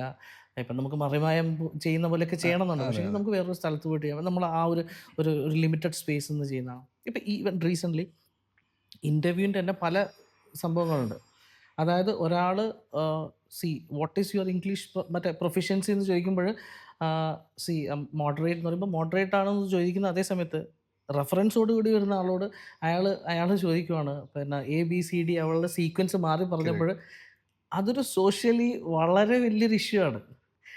ഐ പേഴ്സണലി എക്സ്പീരിയൻസ് ആയിട്ട് അത് ഞാൻ കണ്ടിട്ടുണ്ട് ആ സംഭവം. ഇപ്പോൾ ആളുകൾ ട്രീറ്റ് ചെയ്യുന്നത് ഞാൻ കണ്ടിട്ടുണ്ട്. വളരെ പിന്നെ സ്ട്രിക്റ്റ് ആയിട്ടുള്ള ഒരാൾ തന്നെ ഇപ്പം ചേട്ടനെ എനിക്ക് നന്നായിട്ട് അറിയാം. പിന്നെ ചേട്ടൻ വളരെ നല്ലൊരാളാണ്. അപ്പോൾ നാളെ ചേട്ടൻ എന്നോട് പറയുന്നു, ഇപ്പം ഞാൻ അങ്ങനെ ഒരു ഇൻ്റർവ്യൂ എടുക്കുന്ന സ്ഥലത്താണ് വിജിനെ അത് നമ്മുടെ ആളാണെന്ന് പറയുമ്പോൾ ഞാൻ വേറെ ആളോട് ചോദിക്കുന്ന ചോദ്യമല്ല അവനോട് ചോദിക്കുക. അപ്പം ഞാൻ ചോദിക്കുക എങ്ങനെ അറിയാം മൂപ്പരെ വീടിനടുത്താണോ നിങ്ങൾ, കുഴപ്പമൊന്നുമില്ല നമുക്ക് ശരിയാക്കാം കേട്ടോ. അതൊരു മോർ ദാൻ എ ഫ്രണ്ട്ഷിപ്പ്, അതൊരു ഇഷ്യൂ ആണ് കേട്ടോ. അത് ഇഷ്യൂ ആണോ എന്ന് നമുക്ക് മനസ്സിലാവാത്തതാണ് നമ്മുടെ പ്രശ്നം. അത് ഇഷ്യൂ അല്ലാണെന്ന് നമ്മൾ വിചാരിക്കുന്നത്. ഇപ്പം ഈവൻ ഞാൻ പോലും ഒരു ഇൻ്റർവ്യൂവിന് പോകുമ്പോൾ ഞാൻ വിചാരിക്കുന്നത് ദൈവമേ അയാൾക്ക് എന്നെ അറിയണേ, അയാൾ എന്നോട് കുറച്ച് കൈൻഡ് ആവണേ, അങ്ങനെ ഞാൻ വിചാരിക്കുന്നത് പോലും ഇറ്റ്സ് എ ക്രൈം. അതായത് വേറൊരാളുടെ ഒരു സാധ്യതയാണ് ഇല്ലാതാക്കുന്നത്. ഞാനത് അങ്ങനത്തെ ഒരുപാട് കാര്യങ്ങൾ എക്സ്പീരിയൻസ് ചെയ്ത് വെച്ചാൽ അതൊരു വിക്ടിം ആണെന്ന് പറയാൻ വേണേൽ. അതൊക്കെയാണ് നമ്മൾ കൂടുതൽ ചെയ്യുന്നത്. ഈ ഡോക്ടർ കത്രീന അതിൻ്റെ കമൻസിൽ ഞാൻ നോക്കിയപ്പോഴേ സാധാരണയായിട്ട് ആ വീഡിയോക്ക് ഒത്തിരി നെഗറ്റീവ് കമൻസ് അല്ലെങ്കിൽ ചീത്തവിളി കേൾക്കേണ്ടതാണ് നിങ്ങൾ. പക്ഷേ അങ്ങനെ സംഭവിച്ചിട്ടില്ല. എല്ലാം വളരെ പോസിറ്റീവായിട്ടുള്ള കമൻസ് ആണ് അതിൽ കണ്ടത്. അപ്പോൾ നമ്മുടെ അത് കാണുന്ന ആൾക്കാർ തന്നെ ബാക്കിയുള്ള അവരുടെ രാഷ്ട്രീയം എന്തെങ്കിലും മാറ്റി വെച്ചിട്ടാണ് അതിന് കമൻറ്റ് ചെയ്തിട്ടില്ല. അത് വളരെ നന്നായിട്ട് ആൾക്കാർ അപ്രീഷിയേറ്റ് ചെയ്ത ഒരു കാര്യമാണ്. ഇതിൽ ചേട്ടാ ഇപ്പം പറഞ്ഞപ്പോഴല്ല, ഞങ്ങൾ പണ്ട് ചെയ്തൊരു വീഡിയോയിൽ ശബരിമലയിലേക്ക് പോകാൻ ആഗ്രഹിക്കുന്ന ഒരു ഭാര്യയുടെ ഒരു വീഡിയോ നമ്മൾ ചെയ്തിട്ടുണ്ട്. ഓക്കെ. ബട്ട് അതൊരിക്കലും നിങ്ങൾക്ക് അതൊരു രാഷ്ട്രീയമാണെന്ന് തോന്നില്ല. നേരത്തെ പറഞ്ഞ പോലെ അതൊരു കുടുംബത്തിൽ ഒരു സംഭവം നടന്നു. അൾട്ടിമേറ്റ്ലി നമ്മുടെ കുടുംബം തന്നെയാണ് നമ്മുടെ രാഷ്ട്രീയം, കുടുംബം തന്നെയാണ് നമ്മുടെ സൊസൈറ്റി. ഇപ്പം ഫസ്റ്റ് നമ്മളെല്ലാം പണ്ട് പറയില്ലേ, ആദ്യം നീ നിൻ്റെ കുടുംബം നന്നാക്കണം എന്നിട്ട് നീ പുറത്തു പോകുന്നറില്ലേ, സെയിം സാധനം നമ്മൾ ഉദ്ദേശിക്കുക. അത് നമ്മൾ കുടുംബത്തിൽ കാണിക്കാം എന്നിട്ട് പുറത്തു പോകുന്നറില്ലേ. ഈ കത്രീനയിലും ഈ ചില ഡോക്ടേഴ്സൊക്കെ വളരെ ഒഫൻഡഡ് ആയിട്ടുണ്ട്. ഓക്കെ. വളരെ കോർഡിയലായിട്ട് വളരെ നല്ല രീതിയിലെടുത്ത ഡോക്ടേഴ്സും ഉണ്ട്. അങ്ങനെ എല്ലാ സ്ഥലത്തും ഉണ്ടല്ലോ കേട്ടോ. അല്ല, അതൊരു എല്ലാ റിയാലിറ്റി സ്ഥലത്തും ആണല്ലോ. അത് എല്ലാ അതിൽ സ്ഥലത്തും നിങ്ങൾ പറയുന്ന കാര്യം അത് റിയൽ ആണ്. പക്ഷെ അതിൽ എല്ലാ അത്ര സ്ഥലത്തും ഉണ്ട്. എക്സ്ട്രീം അല്ലെങ്കിൽ പോലും അതിൽ എല്ലാ ഒരുപാട് സ്ഥലത്തുണ്ട്. റിയാലിറ്റി ഇപ്പം ആ ഒരു പ്രൊഫഷൻ ചിലപ്പോൾ ചില ആളുകൾക്ക് വളരെ മോശമായിട്ട് യൂസ് ചെയ്യുന്ന ഒരുപാട് പിന്നെ ആളുകളുണ്ട്. ഇഷ്ടം പോലെ ആണ്. പേഴ്സണലി നമുക്ക് നന്നായിട്ട് അറിയുന്ന ചില ഇൻസിഡൻസ് ഒക്കെ ഉണ്ട്. അതിൻ്റെ ഒരു ചെറിയൊരു പോയിന്റ് പോലും നമ്മൾ കാണിക്കുന്നില്ല എന്നുള്ളതാണ്. അതെ, പക്ഷെ ആളുകൾ അതിനെടുത്ത രീതി, അതിന് ഫോളോ അപ്പ് വന്നത് എന്താണ്, correct, correct. മീൻസ് അതിൻ്റെ എന്താണ് ഫോളോ അപ്പ് എന്നൊന്നും നമുക്കറിയില്ല. ഒരു ഇൻസിഡൻറ്റ് നടന്നു, അടുത്ത ദിവസം വേറൊരു ഇൻസിഡൻറ്റ് നടന്നു, ഈ ഇൻസിഡൻറ്റ് നമ്മൾ മറന്നു, അടുത്ത അല്ല, ആ ഇൻസിഡൻറ്റ്. ഇൻസിഡന്റ് നടന്ന് കേരളത്തിൽ നടന്നത് നമുക്കറിയാം. കേരളം ഇന്ത്യയിലെ ഏറ്റവും നല്ല ആരോഗ്യ രംഗത്ത് ഏറ്റവും മുന്നിട്ട് നിൽക്കുന്ന ഒരു സംസ്ഥാനമാണ് കേരളം. പക്ഷെ അവിടെ ഇങ്ങനെ ഒരു സംഭവം നടന്നിട്ടുണ്ടെങ്കിൽ അത് നടന്നു എന്നുള്ളത് നമ്മൾ അഡ്രസ്സ് ചെയ്യാന്നുള്ളതാണ്. നമ്മൾ അത് ആദ്യം അത് അംഗീകരിക്കുക, എന്നിട്ട് അത് ഇനി ഇല്ലാതെ. അല്ല, അതിൽ നമ്മൾ രാഷ്ട്രീയം ചേർക്കേണ്ടതാണ് എൻ്റെ അഭിപ്രായം. തീർച്ചയായിട്ടും, അതായത് നമ്മൾ ഏത് എക്സോ വൈ ഏത് രാഷ്ട്രീയ പാർട്ടി ആയിരുന്നാലും ശരി, അതൊരു ഇൻഡിവിജ്വൽ കോളാണ്. അത് അയാൾ ശരിയായിരുന്നില്ല എന്നുള്ളതാണ് അതിൻ്റെ ബേസിക് ആയിട്ടുള്ള ഒരു കാര്യം. അയാൾ കുറച്ചുകൂടി ഇതാവണം. നാളെ അയാളുടെ ഒരു കുഞ്ഞിനെ വേറൊരാൾ ചെയ്യുമ്പോൾ അയാൾക്ക് വാക്കുകളില്ല. അന്ന് നിങ്ങൾ രാഷ്ട്രീയത്തെക്കുറിച്ച് പറയൂ, ഇല്ല, രാഷ്ട്രീയമല്ല. ഒരാളുടെ ജീവിതമാണ്, ഒരാളുടെ ജീവിക്കാനുള്ള അവകാശമാണ്. അതിൽ ഏത് കൊടി വെച്ച് കഴിഞ്ഞാലും അതിന് കാര്യമില്ലല്ലോ. നമ്മൾ ആള് പോയി കഴിഞ്ഞിട്ട് കൊടി വെച്ചിട്ട് വല്ല കാര്യമുണ്ടോ? നിങ്ങളുടെ ഈ കണ്ടന്റ് ഒരുപാട് പേരെ ചിരിപ്പിക്കുന്നുണ്ട്, ചിന്തിപ്പിക്കുന്നുണ്ട്. ആരെങ്കിലും കരയിപ്പിച്ചു എന്ന് പറഞ്ഞിട്ടൊരു മെസ്സേജ് അല്ലെങ്കിൽ ഒരു കമൻറ്റ് ഇട്ടിട്ട് ഓർക്കുന്നുണ്ട്? അങ്ങനെ ആരെങ്കിലും സംഭവിച്ചിട്ടുണ്ടോ? കാരണം ഞാൻ പറയാൻ കാരണം വെച്ചാൽ, ഈ അടുത്ത് ഞാൻ കണ്ടൊരു വീഡിയോ, അല്ലെങ്കിൽ ഞാൻ മറ്റൊരാളുടെ കൂടെ കണ്ടുകൊണ്ടിരിക്കുന്ന ഒരു വീഡിയോ, നിങ്ങൾ റോൾ ചേഞ്ച് ചെയ്യുന്നതാണ്. അതായത് ദോശ ഉണ്ടാക്കാൻ എന്താ പണിയുള്ളതെന്ന് നമുക്ക് ചോദിച്ചു. നിങ്ങൾ സ്വയം ദിനേശ് ചേട്ടൻ ദോശ ഉണ്ടാക്കാൻ പോകുന്ന വീട്ടിലെ മറ്റ് പണികളൊക്കെ ചെയ്യുന്നൊരു കാര്യം. ഓക്കെ. അപ്പോൾ അത് കണ്ട് തീരുമ്പോൾ എൻ്റെ കൂടെ ഉണ്ടായിരുന്ന ആൾ കരയാണ്. ഓക്കെ. അപ്പോൾ ഇങ്ങനെ ഒരു സംഭവം നിങ്ങൾ ആരെങ്കിലും നിങ്ങളോട് പറഞ്ഞിട്ടുണ്ടോ? അങ്ങനെ പറഞ്ഞിട്ടുള്ള നമ്മുടെ ആ പ്രസവത്തിന്റെ പറഞ്ഞിട്ടുണ്ടായിരുന്നില്ല. പക്ഷെ അത് ഞങ്ങൾ ഒരു വീഡിയോ ചെയ്തിട്ടുണ്ടായിരുന്നു. ഇവിടെ ഈ വിസയ്ക്ക് വന്നിട്ട് ഇവിടെ ജോലി ചെയ്യുന്ന ആളുകൾ, ഭർത്താവ് മാത്രം അല്ല, വൈഫ് മാത്രം അല്ല, ഭാര്യ മാത്രം ഇവിടെ ജോലി ചെയ്യുന്നു, ഭർത്താവ് നാട്ടിൽ. ഇവർക്ക് ഈ പ്രഗ്നൻസി, ഒരു കുഞ്ഞിന് വേണ്ടിയിട്ടുള്ളതെന്ന് വെച്ചാൽ അതൊരു വലിയൊരു പ്രോസസ്സാണ്. ഞങ്ങളത് തമാശയിൽ പറഞ്ഞു എന്നുണ്ടെങ്കിലും ആ തമാശയിലൊക്കെ ഒരു പെയിൻ ഉണ്ട്. അത് ഞങ്ങൾക്ക് നന്നായിട്ട് അറിയാം. പിന്നെ എന്താ പറയുക, അത് ഞങ്ങൾ അതിൻ്റെ അങ്ങനെ കുറേ ആളുകളുണ്ട്. അപ്പോൾ എന്താ വെച്ച് കഴിഞ്ഞാൽ, നിങ്ങളൊരു 2 മാസത്തേക്ക് വൈഫിനെ കൊണ്ടുവന്നിട്ട് യുവർ ടാർഗറ്റ് ഈസ് പിന്നെ ഒരു കുഞ്ഞാവുക എന്നുള്ളത്. നിങ്ങൾ വളരെ വളരെ ഇതിൽ മാത്രം നോക്കുകയാണ്. അതിന് നിങ്ങളുടെ ലവ് ഒന്നുമില്ല. 2 മാസത്തിനുള്ളിൽ നിങ്ങളുടെ വിസ കഴിയും എന്ന് പറയുന്നത് ഒരു പെയിനാണ്. അതായത് നിങ്ങളുടെ ഫിനാൻഷ്യൽ സ്റ്റേറ്റസ് വെച്ച് നിങ്ങൾക്ക് അത് അഫോർഡ് ചെയ്യാൻ പറ്റുന്നില്ല. നിങ്ങൾ വന്നിട്ട് വളരെ മെറ്റീരിയലിസ്റ്റിക് ആയിട്ട് പിന്നെ നിങ്ങളുടെ പിന്നെ എന്താ പറയുക, ഈ എങ്ങനെയെങ്കിലും ഈ കാര്യങ്ങൾ നടക്കുക എന്നുള്ളത് മാത്രമാണ് ചെയ്യുന്നത്. പലപ്പോഴും അത് നടക്കില്ല. എത്രയോ ആളുകളുണ്ട് അങ്ങനെ. അത് നീണ്ടു പോവാ. ഭാര്യയ്ക്കും കുഴപ്പമില്ല, ഭർത്താവിനും കുഴപ്പമില്ല. പക്ഷെ എന്താ ഇത് ദാറ്റ്സ് നോട്ട് ഹാപ്പനിങ് എന്ന് പറയുന്ന ഒരു രീതി വരുന്നത്. അതൊരു സീരീസ് ആയിട്ട് ചെയ്തിട്ടുണ്ടായിരുന്നു. അത് വെറും 2 ക്യാരക്ടേഴ്സ് വെച്ചിട്ട് നമ്മൾ ഏകദേശം 1.5 മണിക്കൂർ അല്ലേ, 1.5 മണിക്കൂർ ഇരുന്നിട്ട് അത് കണ്ട് കരഞ്ഞിട്ട് എത്രയോ ആളുകൾ അതിൻ്റെ കമൻറ്റ് സെക്ഷൻ മാത്രം നോക്കിയാൽ മതി. അത്രയ്ക്ക് പെയിനായിരുന്നു. പക്ഷെ നമ്മൾ അതിൻ്റെ അകത്ത് ഒരു ചില സ്ഥലങ്ങളിലല്ലാതെ വേറൊരു സ്ഥലത്തും ഒരു സങ്കടം കാണിച്ചിട്ടില്ല. പല രീതികൾ ഒരാളുടെ ഒരു മിഡിൽ ക്ലാസ് പ്രവാസിയുടെ തത്രപ്പാടാണ്. അയാൾ എങ്ങനെയെങ്കിലും നോക്കുന്നു. അയാൾ വരുന്നു, അന്ന് ഷെയറിംഗ് റൂമിൽ നിൽക്കുന്ന സമയത്ത് AC ഇടാൻ പറ്റില്ല. AC ഇട്ട് കഴിഞ്ഞാൽ ബില്ല് കൂടും. മറ്റേ അടുത്ത ദിവസം ചൂടാണ് അവിടെ. പിന്നെ തുണി പിന്നെ ഉണക്കാൻ ഇട്ടിരിക്കുന്നു, സ്മെല്ല് വരുന്നു. നൈറ്റ് ഷിഫ്റ്റാണ്. അപ്പം ഉച്ചയ്ക്ക് നോക്കണം കാര്യങ്ങൾ. ഒന്നും നടക്കുന്നില്ല. അതിനു വേണ്ടി വേറെ പിന്നെ ജ്യൂസ് ഉണ്ടാക്കി കുടിക്കുന്നു. നമ്മൾ ഈ വീഡിയോസ് ചെയ്തപ്പോൾ ആളുകൾ വളരെ ഇമോഷണൽ ആയിട്ടാണ് നമ്മളോട് ഇത് ഞങ്ങളുടെ പെയിനാണ്, അടച്ചോൻ നമുക്കൊരു കുഞ്ഞിനെ തന്നില്ല എന്നൊക്കെ പറയുന്നത്. ഞങ്ങൾ ഇമോഷണൽ കണ്ടൻറ്റ്സ് ചെയ്യാറുണ്ട്. ആളുകൾ അതിനെ നന്നായിട്ട് വെൽക്കം ചെയ്യാറുണ്ട്, ആക്സെപ്റ്റ് ചെയ്യാറുണ്ട്. പക്ഷെ ഒരാളെ ഒരുപാട് കരയിപ്പിക്കണം എന്നുള്ളൊരാഗ്രഹം നമുക്കില്ല. അതുകൊണ്ട് തന്നെ അത്തരം കോണ്ടൻറ്റ്സ്, അങ്ങനത്തെ വീഡിയോസ് ചെയ്യേണ്ടെന്ന് പറയാറുണ്ട്. ഇപ്പോൾ നമ്മൾ അച്ഛനെയും അമ്മയും ദുബായിലേക്ക് കൊണ്ടുവന്ന മക്കളുടെ ഒരു വീഡിയോ ഉണ്ടായിരുന്നു. അപ്പോൾ അതിലൊക്കെ ആളുകൾ വളരെ വളരെ ഇമോഷണലായിട്ടാണ് ആളുകൾ അതിനെ റെസ്പോണ്ട് ചെയ്യുന്നത്. അപ്പോൾ അവർ പേഴ്സണലി എനിക്ക് മെസ്സേജ് ഉണ്ട്, അങ്ങനെ ഇനി ചെയ്യേണ്ട ബ്രോ, അത് വേണ്ട, അത് വേണ്ട എന്ന് പറയുന്ന ആളുകളുണ്ട്. അപ്പം അത് ഭയങ്കര ഒരു വിഷമാണ്, അത് വേണ്ട, അത് വിട്ടേരുക, അങ്ങനത്തെ ഒരു അതിനൊരു ഫോളോ അപ്പ് വീഡിയോ എപ്പിസോഡ് വേണ്ട എന്ന് പറയുന്ന ആളുകളുണ്ട്. അപ്പം നമ്മൾ അതൊക്കെ ആക്സെപ്റ്റ് ചെയ്യുന്നു. ആളുകൾക്ക് ചിലപ്പോൾ കുറച്ചുകൂടി തമാശയാണ്, നമുക്ക് എല്ലാവർക്കും അങ്ങനെയല്ലേ. പക്ഷേ ഇമോഷണലി വരുമ്പോൾ എല്ലാ ആളുകളും അവരുടെ ലൈഫുമായിട്ട് ഭയങ്കരമായിട്ട് അത് അവർ കോറിലേറ്റ് ചെയ്യാൻ വേണ്ടി എനിക്കിങ്ങനെയാണല്ലോ, എനിക്ക് 5 വർഷത്തിന് ശേഷം കുഞ്ഞുണ്ടായത്, അങ്ങനെ കുഞ്ഞുണ്ടാക്കാൻ എനിക്ക് ആ സമയം ഓർക്കുന്നു. ഈ മലബാറി കഫേയിലെ ദിനേശ് ഏട്ടൻ, സുലു ഒക്കെ എത്രമാത്രം വലിയ ജനങ്ങളുടെ ഇഷ്ടം എത്രമാത്രം അവർക്കുണ്ടെന്ന് ഞാൻ നേരിട്ട് കണ്ടത് 2 പ്രാവശ്യം നമ്മൾ മീറ്റ് ചെയ്തപ്പോഴാണ്. ഒന്ന് റെസ്റ്റോറൻറ്റിൽ വെച്ചിട്ട് ഒരുപാട് പേര് വന്നിട്ട് സെൽഫി എടുക്കുന്നു. അതിലൊരാൾ പറയുന്നുണ്ട്, ഞാൻ എന്നും രാവിലെ ആദ്യം കാണുന്നത് നിങ്ങളുടെ വീഡിയോ ആണെന്നാണ് അല്ലേ പുള്ളി പറഞ്ഞത്. പിന്നെ ആ ഒരു ഇവന്റിൽ വെച്ച് കണ്ടപ്പോഴും ഒരുപാട് പേര് വന്ന് ഫോട്ടോ എടുക്കുന്നു. ഒരുപാട് ഫാൻസ് ഉണ്ട്.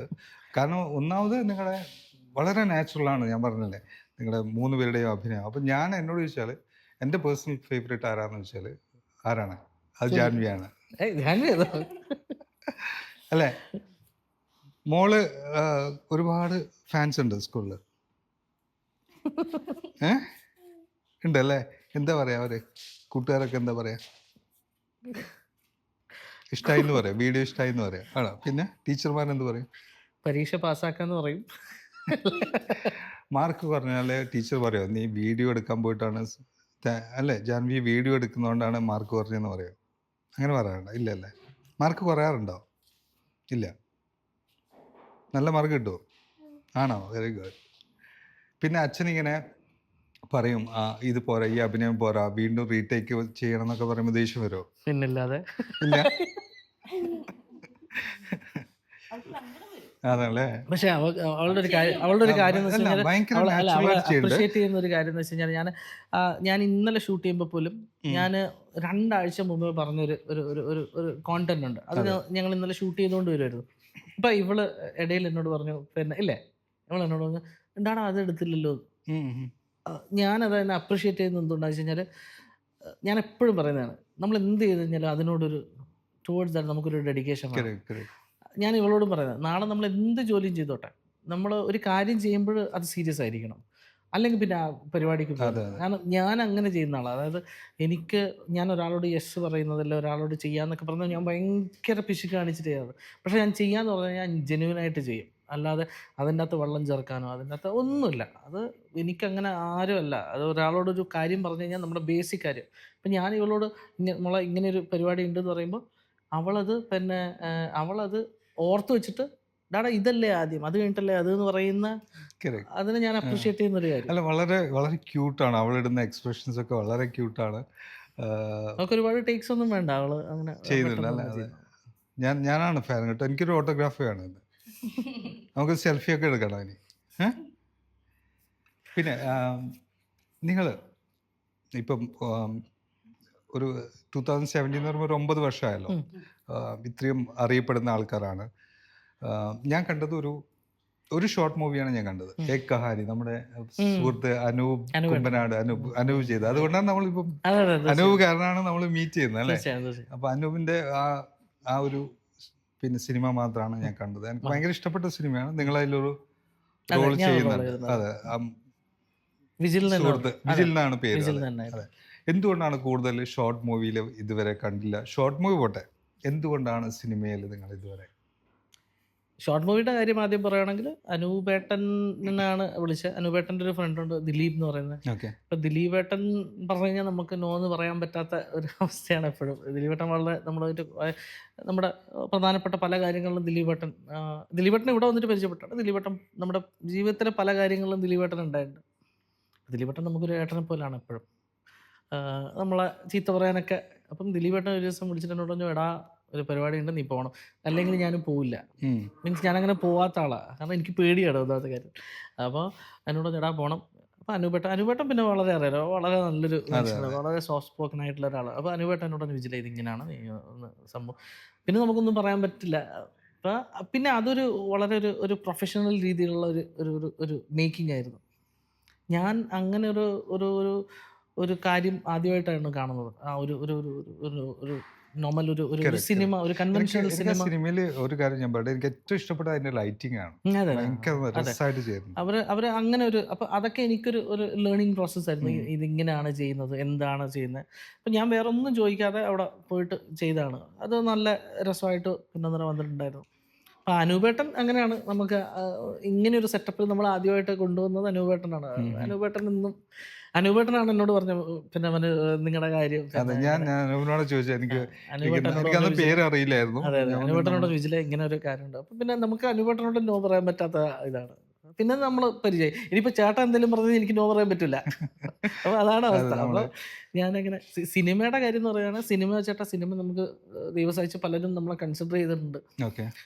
പക്ഷേ ഒന്നാമത്തെ കാര്യം എന്ന് വെച്ച് കഴിഞ്ഞാൽ ഈ ജോലി വിട്ടിട്ട് പോവുക എന്നുള്ള ഒരു കാര്യമുണ്ടല്ലോ. ഒരു സിനിമ കൊണ്ട് പിന്നെ നമ്മുടെ പടയപ്പ ആവാനുള്ളൊരു പരിപാടിയൊന്നും നമ്മുടെ കയ്യിൽ ഉണ്ടാവില്ല. അപ്പം നമ്മൾ അതിനൊരു സമയം ഇതാകണം. എനിക്കിപ്പോൾ എൻ്റെ ഒരു വൈഫ് കുഞ്ഞും ഒക്കെ ഉണ്ട്. അപ്പം ഞാനും പെട്ടെന്ന്, അല്ലെങ്കിൽ ഞാനോ ഇവള് പെട്ടെന്ന് അങ്ങ് പോയിട്ട് എന്തെങ്കിലും ചെയ്ത് തിരിച്ചു വന്ന് നമുക്ക് ജോലി ഇല്ലെങ്കിൽ വലിയ പാടായിരിക്കും. അപ്പം അങ്ങനെ പിന്നെ പലരും യൂട്യൂബേഴ്സ് ആണെന്നുള്ളൊരു സ്നേഹം കൊണ്ട് വിളിക്കുന്ന ആളുകളുണ്ട്. അങ്ങനെ വിളിക്കേണ്ട എന്നുള്ള രീതിയിൽ തന്നെ നമുക്കൊരു നല്ലൊരു ഒരു കാര്യം വരുമ്പോൾ തീർച്ചയായിട്ടും അത് നമ്മൾ എങ്ങനെയെങ്കിലും അതൊന്ന് വർക്കൗട്ട് ആക്കാൻ വേണ്ടി. ഇപ്പം ഒരുപാട് പടങ്ങൾ വിട്ടു, ചിലപ്പം അറിയുന്ന ചില പടങ്ങൾ പോലും വിട്ടു. ഇപ്പം ഞാൻ ഏപ്രിലിൽ ഒരാൾ എന്നെ വിളിച്ചിട്ടുണ്ടായിരുന്നു ഒരു പടത്തിന് വേണ്ടി. അത് വളരെ പ്രോമിസിങ് ആയിട്ടുള്ള ഒരാളാണ്. പക്ഷേങ്കിൽ ഏപ്രിൽ അതിപ്പോൾ പോസ്റ്റ്പോണായി. ഇവിടുത്തെ കാര്യങ്ങളൊക്കെ സിറ്റുവേഷനൊക്കെ വെച്ച് അത് പോസ്റ്റ്പോണായി. നടക്കുക എന്നുള്ള പോയിട്ട് അഭിനയിക്കുക എന്നുള്ള രീതിയിൽ ഞാൻ നേരത്തെ പറഞ്ഞ പോലെ തന്നെ ഞാനിപ്പം ഒരു വലിയ കഥകളൊക്കെ എഴുതുന്നുണ്ട്. ഇൻ കേസ് ദൈവം സഹായിച്ചിട്ട് അത് ഒരാൾക്ക് ഇഷ്ടപ്പെട്ടു, അത് ഒരു സിനിമയൊക്കെ ആവുകയാണെങ്കിൽ നമുക്ക് കുറച്ചുകൂടെ ഒരു ധൈര്യം ഉണ്ടാവും. പിന്നെ ഇങ്ങനെ പോവാം. ഒരു ഫോർ ദ നെയിം സേക്ക് പോയിട്ടൊരു സിനിമയിൽ അഭിനയിച്ചിട്ട് തിരിച്ചു വരിക എന്നുള്ളൊരു രീതിയല്ല. ഞാൻ നേരത്തെ പറഞ്ഞല്ലോ, ഇതിനോടൊരു വളരെ സീരിയസ് ആയിട്ടാണ് നമ്മൾ കാണുന്നത്. എപ്പോഴും നമ്മുടെ മനസ്സിൽ നമ്മൾ പണ്ട് ഇങ്ങനെ സിനിമ കണ്ട് വളർന്ന ആളായതുകൊണ്ട് തന്നെ അതിനെ വളരെ സീരിയസ് ആയിട്ട് കാണുക എന്നുള്ളതാണ്. അവിടെ രണ്ട് വള്ളത്തിൽ കാല് വെച്ച് അവിടെയും ഇല്ല ഇവിടെയും ഇല്ല, അൾട്ടിമേറ്റ്ലി ഒരു വേസ്റ്റായിട്ട് പോകാൻ വേണ്ടിയിട്ട് നമ്മൾ വിചാരിക്കുന്നത്. നല്ല ഒരു ഇപ്പം നാളെ ചേട്ടൻ ഈ ഞാൻ അഭിനയിച്ച അല്ല ഞങ്ങൾ ആരെങ്കിലും അഭിനയിച്ചൊരു സിനിമ കണ്ടിട്ട് അവർ എല്ലാവർക്കും അറിയുന്ന യൂട്യൂബേഴ്സാണ്, അതുകൊണ്ട് അവർ നന്നായിട്ട് ചെയ്തിട്ടില്ലെന്ന് പറയുന്നതിന് പകരം അയ്യോടാ ഈ റോള് നന്നായിട്ടുണ്ട് കേട്ടോ എന്ന് പറയുന്ന ഒരു രീതിയിലേക്ക് നമുക്ക് വളരാൻ പറ്റണം. അങ്ങനെ ഒരു കാര്യം വരുന്നു നമ്മൾ ഉറച്ച് വിശ്വസിക്കുന്നു. തീർച്ചയായിട്ടും അങ്ങനെ സംഭവിക്കട്ടെ. ഇതുപോലെ അംബികയ്ക്ക് ഓഫർ, സിനിമയിലേക്കുള്ള ഓഫർ എന്തെങ്കിലും വന്നിട്ടുണ്ട്. ഇപ്പം റീസെൻ്റ് ആയിട്ട് നമുക്ക് വന്നിട്ടുണ്ടായിരുന്നല്ലോ. പക്ഷേങ്കിൽ അതിൽ പിന്നെ ഞാൻ ഒറ്റയ്ക്ക് പോകേണ്ടി വരും. കാരണം അതിൻ്റെ ഡയറക്ടർ പിന്നെ മൂപ്പര് വിളിച്ചിട്ട് പറഞ്ഞു, ബ്രോയ്ക്ക് പറ്റിയ പരിപാടിയില്ല, പക്ഷെ വൈഫിന് പറ്റിയൊരു സംഭവമുണ്ട്. പിന്നെ അപ്പം ഞാൻ പറഞ്ഞു എന്നെ ഒരു കാരണവശാലും പിന്നെ എന്താ പറയുക ബുദ്ധിമുട്ടി അതിൻ്റെ അകത്തേക്ക് ഇൻക്ലൂഡ് ചെയ്യേണ്ട. അപ്പോൾ മൂപ്പര് പറഞ്ഞില്ല വൈഫിനോട് നോക്കി. അപ്പോൾ വൈഫിനോട് ഞാൻ ഇവളോട് ചോദിച്ചു. പക്ഷേങ്കിൽ എനിക്ക് ഒറ്റയ്ക്ക് അവിടെ പോകാനുള്ള ഒരു ബുദ്ധിമുട്ടുണ്ട്. പിന്നെ മോള് ചെറുതായത് കാരണം അവളെയും നോക്കണം. ആ ഒരു ചില സമയത്ത് യുഎയിലൊക്കെ സിനിമകൾ സംഭവിക്കുന്നുണ്ടല്ലോ, ദുബായ് ബേസ്ഡ് ആയിട്ടുള്ള സ്റ്റോറി. ഇത് യുഎയിൽ നടന്നൊരു സിനിമയാണ്. പക്ഷേങ്കിൽ അവൾക്ക് ഞാനില്ലാതെ പറ്റില്ല. അതുകൊണ്ട് അവളെ അങ്ങനെ ഒറ്റയ്ക്കാക്കാനുള്ള ഒരു ബുദ്ധിമുട്ടുണ്ട്. പക്ഷെ നിങ്ങളെ ഇഷ്ടപ്പെടുന്ന മലയാളികൾ നിങ്ങളൊക്കെ ബിഗ് സ്ക്രീനിൽ കാണാൻ താല്പര്യപ്പെടുന്നുണ്ടാവും അല്ലേ? അവർക്ക് വേണ്ടി നിങ്ങളൊരു സിനിമയെങ്കിലും ചെയ്ത് കൊടുക്കണമെന്നാണ് എൻ്റെ ഒരു. അയ്യോ, സിനിമ ചെയ്ത് കൊടുക്കുന്നില്ല. സിനിമക്ക് ചേട്ടാ ആരെയും ആവശ്യമൊന്നുമില്ല. ഇതിപ്പോൾ യൂട്യൂബിൽ ഇന്ന വീഡിയോ ചെയ്തു അവനൊരു ഇന്ന ഇത്ര. അല്ല, അതുകൊണ്ടല്ല ഞാൻ പറയണേ, അതിനുള്ളൊരു കോപ്പ് നിങ്ങൾക്ക് ഉണ്ട്. നമ്മൾ കണ്ണൂർ പറയുമല്ലോ കോപ്പ് എന്ന് പറയുന്നത്, അതിനുള്ള കോപ്പ് നിങ്ങളുടെ അടുത്തുണ്ട്. അതുകൊണ്ടാണ് ഞാൻ പറയണത്. അത് പറയല്ല, ഇതിനൊരു ദൈവഭാഗ്യം വേണമെന്നുള്ളതാണ്. അതിപ്പോൾ ചിലപ്പോൾ നമ്മൾ പ്രതീക്ഷിക്കാത്ത സമയത്തായിരിക്കും ഇങ്ങനത്തെ കാര്യങ്ങൾ. നമ്മൾ ഒരുപാട് പ്ലാൻ ചെയ്ത് കഴിഞ്ഞിട്ട്, ഇപ്പോൾ ഉദാഹരണത്തിന് ഇപ്പം ഇന്ന് ഞാൻ വിചാരിക്കുന്നു നാളെ ഒരു വീഡിയോ ചെയ്തിട്ടേ അത് 2 ഡയറക്ടേഴ്സിനൊക്കെ അയച്ചു കൊടുത്തിട്ട് അവരെ ഇമ്പ്രസ് ചെയ്യിച്ചിട്ട് അടുത്ത പടത്തിൽ നമ്മൾക്ക് വിളി വരുത്തിക്കാം എന്നുള്ള അങ്ങനെയൊന്നും നടക്കില്ല. ഇപ്പോൾ ഡയറക്ടറിൻ്റെ പേര് പറയുന്നില്ല, മൂപ്പരുടെ സിനിമ ഇപ്പം ഇതായി പാക്കപ്പായി. അദ്ദേഹം ഒരു 3 വർഷം മുമ്പേ എങ്ങാനും മൂപ്പരുടെ ഒരു സിനിമ ഇറങ്ങിയപ്പോൾ വളരെ സക്സസ് ആയിട്ടുള്ളൊരു സിനിമയാണ്. ആ സിനിമ ഇറങ്ങിയപ്പോൾ മൂപ്പർ എനിക്ക് personally message, bro next time ഒക്കെ എഴുതുമ്പോൾ ഞാൻ ബ്രോനെ മനസ്സിൽ വെക്കും കേട്ടോ, നമുക്ക് എന്തെങ്കിലും കാണാം. അപ്പോൾ അങ്ങനെ പലരും പറഞ്ഞിട്ടുണ്ട് കേട്ടോ. സിനിമയിൽ അഭിനയിക്കുന്നത് അല്ലെങ്കിൽ സിനിമയിൽ പ്രവർത്തിക്കുന്ന പലരും പറഞ്ഞിട്ടുണ്ട്, ബ്രോ നല്ലതാണ് കേട്ടോ. ഞങ്ങൾ ഇത്തവണ കൊച്ചി പോയപ്പോഴത്തെ തന്നെ റീസെൻ്റ് ആയിട്ട് ഇറങ്ങിയ ഹിറ്റായ ഒരു പടത്തിൻ്റെ റൈറ്റർ മൂപ്പരെ പേഴ്സണലി ഞാൻ മൂപ്പരെ കണ്ടിട്ടില്ല, റൈറ്റേഴ്സിനെ കാണുന്ന ഭയങ്കര. അപ്പം മൂപ്പര് എൻ്റെ അടുത്ത് വന്നിട്ട്, അതൊക്കെ നമ്മുടെ ഭാഗ്യമാണ്. അദ്ദേഹം അവിടുന്ന് എഴുന്നേറ്റ്, മൂപ്പരൊരു സ്റ്റാറിൻ്റെ കൂടെ ഇരിക്കുന്നത്, ഇന്നത്തെ ലീഡിങ് സ്റ്റാറിൻ്റെ കൂടെ ഇരിക്കുന്നത്. അദ്ദേഹം അവിടുന്ന് എഴുന്നേറ്റ് വന്നിട്ട് എന്നോട് പറഞ്ഞു, ബ്രോ എന്താണ് എപ്പോഴാണ് സിനിമയൊക്കെ നോക്കുന്നതെന്ന് പറയുമ്പോൾ നമുക്ക് കിട്ടുന്നൊരു അത് ഒരു പ്രൈഡ് അല്ല ഞാൻ പറയുന്നത്, അത് നമുക്ക് കിട്ടുന്ന ഒരു അനുഗ്രഹമാണ്. അംഗീകാരമാണ്. നമുക്ക് കിട്ടുന്ന അനുഗ്രഹമാണ്. കാരണം ഒരുപാട് പേരുണ്ട് കേട്ടോ ഇങ്ങനെ കഷ്ടപ്പെടുന്ന അല്ലെങ്കിൽ നന്നായിട്ട് ചെയ്യുന്ന ആളുകളുണ്ട്. അക്കൂട്ടത്തിൽ നിന്ന് ഒരാളോട് വന്നിട്ട് പറയാണ്, ബ്രോ എപ്പോഴാണ്, ഞാൻ കാണാറുണ്ട് കേട്ടോ, ഒരു സക്സസ്ഫുൾ മൂവി എടുത്ത ഒരാൾ, അയാൾ വളരെ പിൻ പോയിന്റ് ചെയ്ത് പറയുന്നു, നിങ്ങളുടെ ആ ഇത് നല്ല രസമാണ് കേട്ടോ, അത് മനസ്സിലാവുന്നുണ്ട്. അപ്പം എപ്പോഴാണെന്ന് ചോദിക്കുമ്പോൾ നമുക്കൊരു സന്തോഷം ഭയങ്കരമായിട്ട് വരിക. അങ്ങനെ പലരും ചോദിക്കുന്നുണ്ട്, പലരും അങ്ങനെ. ഈ ഡയറക്ടർ എന്നോട് പറഞ്ഞു, പിന്നെ ഇങ്ങനെയാണ് മൂപ്പര് സിനിമ തുടങ്ങുന്നതിന് മുമ്പേ എനിക്കൊന്ന് ഒരു 2 months മുന്നേ മൂപ്പര് എന്നെ വിളിച്ചിട്ട് പറഞ്ഞു, ബ്രോ ഇങ്ങനൊരു പരിപാടി ഉണ്ട്, എങ്ങനെയാണ് ബ്രോൻ്റെ സംഭവം എന്ന് വെച്ചു. ഞാൻ പറഞ്ഞു, ബ്രോ ഇഷ്ടമാണ്, ഓക്കെയാണ്. ഓഗസ്റ്റ് തുടങ്ങേണ്ട കാര്യം തുടങ്ങിയതേ ഡിസംബറിലാണ്. അപ്പോൾ ചേട്ടൻ അറിയാലോ ഇവിടുത്തെ ജോലി കിട്ടുന്നത് നമ്മളെങ്ങനെ പോകും. അങ്ങനെ ഞാൻ മൂപ്പരെ പേഴ്സണലി പോയി കണ്ടു. കാരണം എന്നെ വിളിച്ച ആ ഒരൊറ്റ കാരണം കൊണ്ട് ഞാൻ മൂപ്പരെ നാട്ടിൽ കൊച്ചിയിൽ പോയിട്ട് പേഴ്സണലി കണ്ടു. ഞാൻ പറഞ്ഞു, ബ്രോ ഇതാണ് അവസ്ഥ, അങ്ങനെയാണ്, ഒന്നും തോന്നരുതെന്ന് പറഞ്ഞപ്പോൾ അവർ നമ്മളോട് കാണിച്ച സ്നേഹത്തിന് നമ്മൾ തിരിച്ചു പോയിട്ട് പറയാന്നുള്ള. അപ്പോൾ അങ്ങനെ നടക്കുന്നുണ്ട്. ഞാൻ പറഞ്ഞില്ല, ഇതൊക്കെ ഒരു കറക്റ്റ് സമയമാണെന്ന് വിചാരിക്കുന്നു. ചിലപ്പം വരൂല്ലായിരിക്കും ഈ ഒരു സമയം, കറക്റ്റ് സമയം വരും, സമയം എന്തായാലും വരും. നിങ്ങൾ ഇതുപോലെ മലയാളികളെ കൂടുതൽ ചിരിപ്പിക്കുക, ചിന്തിപ്പിക്കുക, ഇങ്ങനെ സിനിമകൾ ഉണ്ടാവട്ടെ. എല്ലാവിധ ആശംസകളും. Thank you so much for speaking with you. Thank you മോളെ, താങ്ക് യു സോ മച്ച്.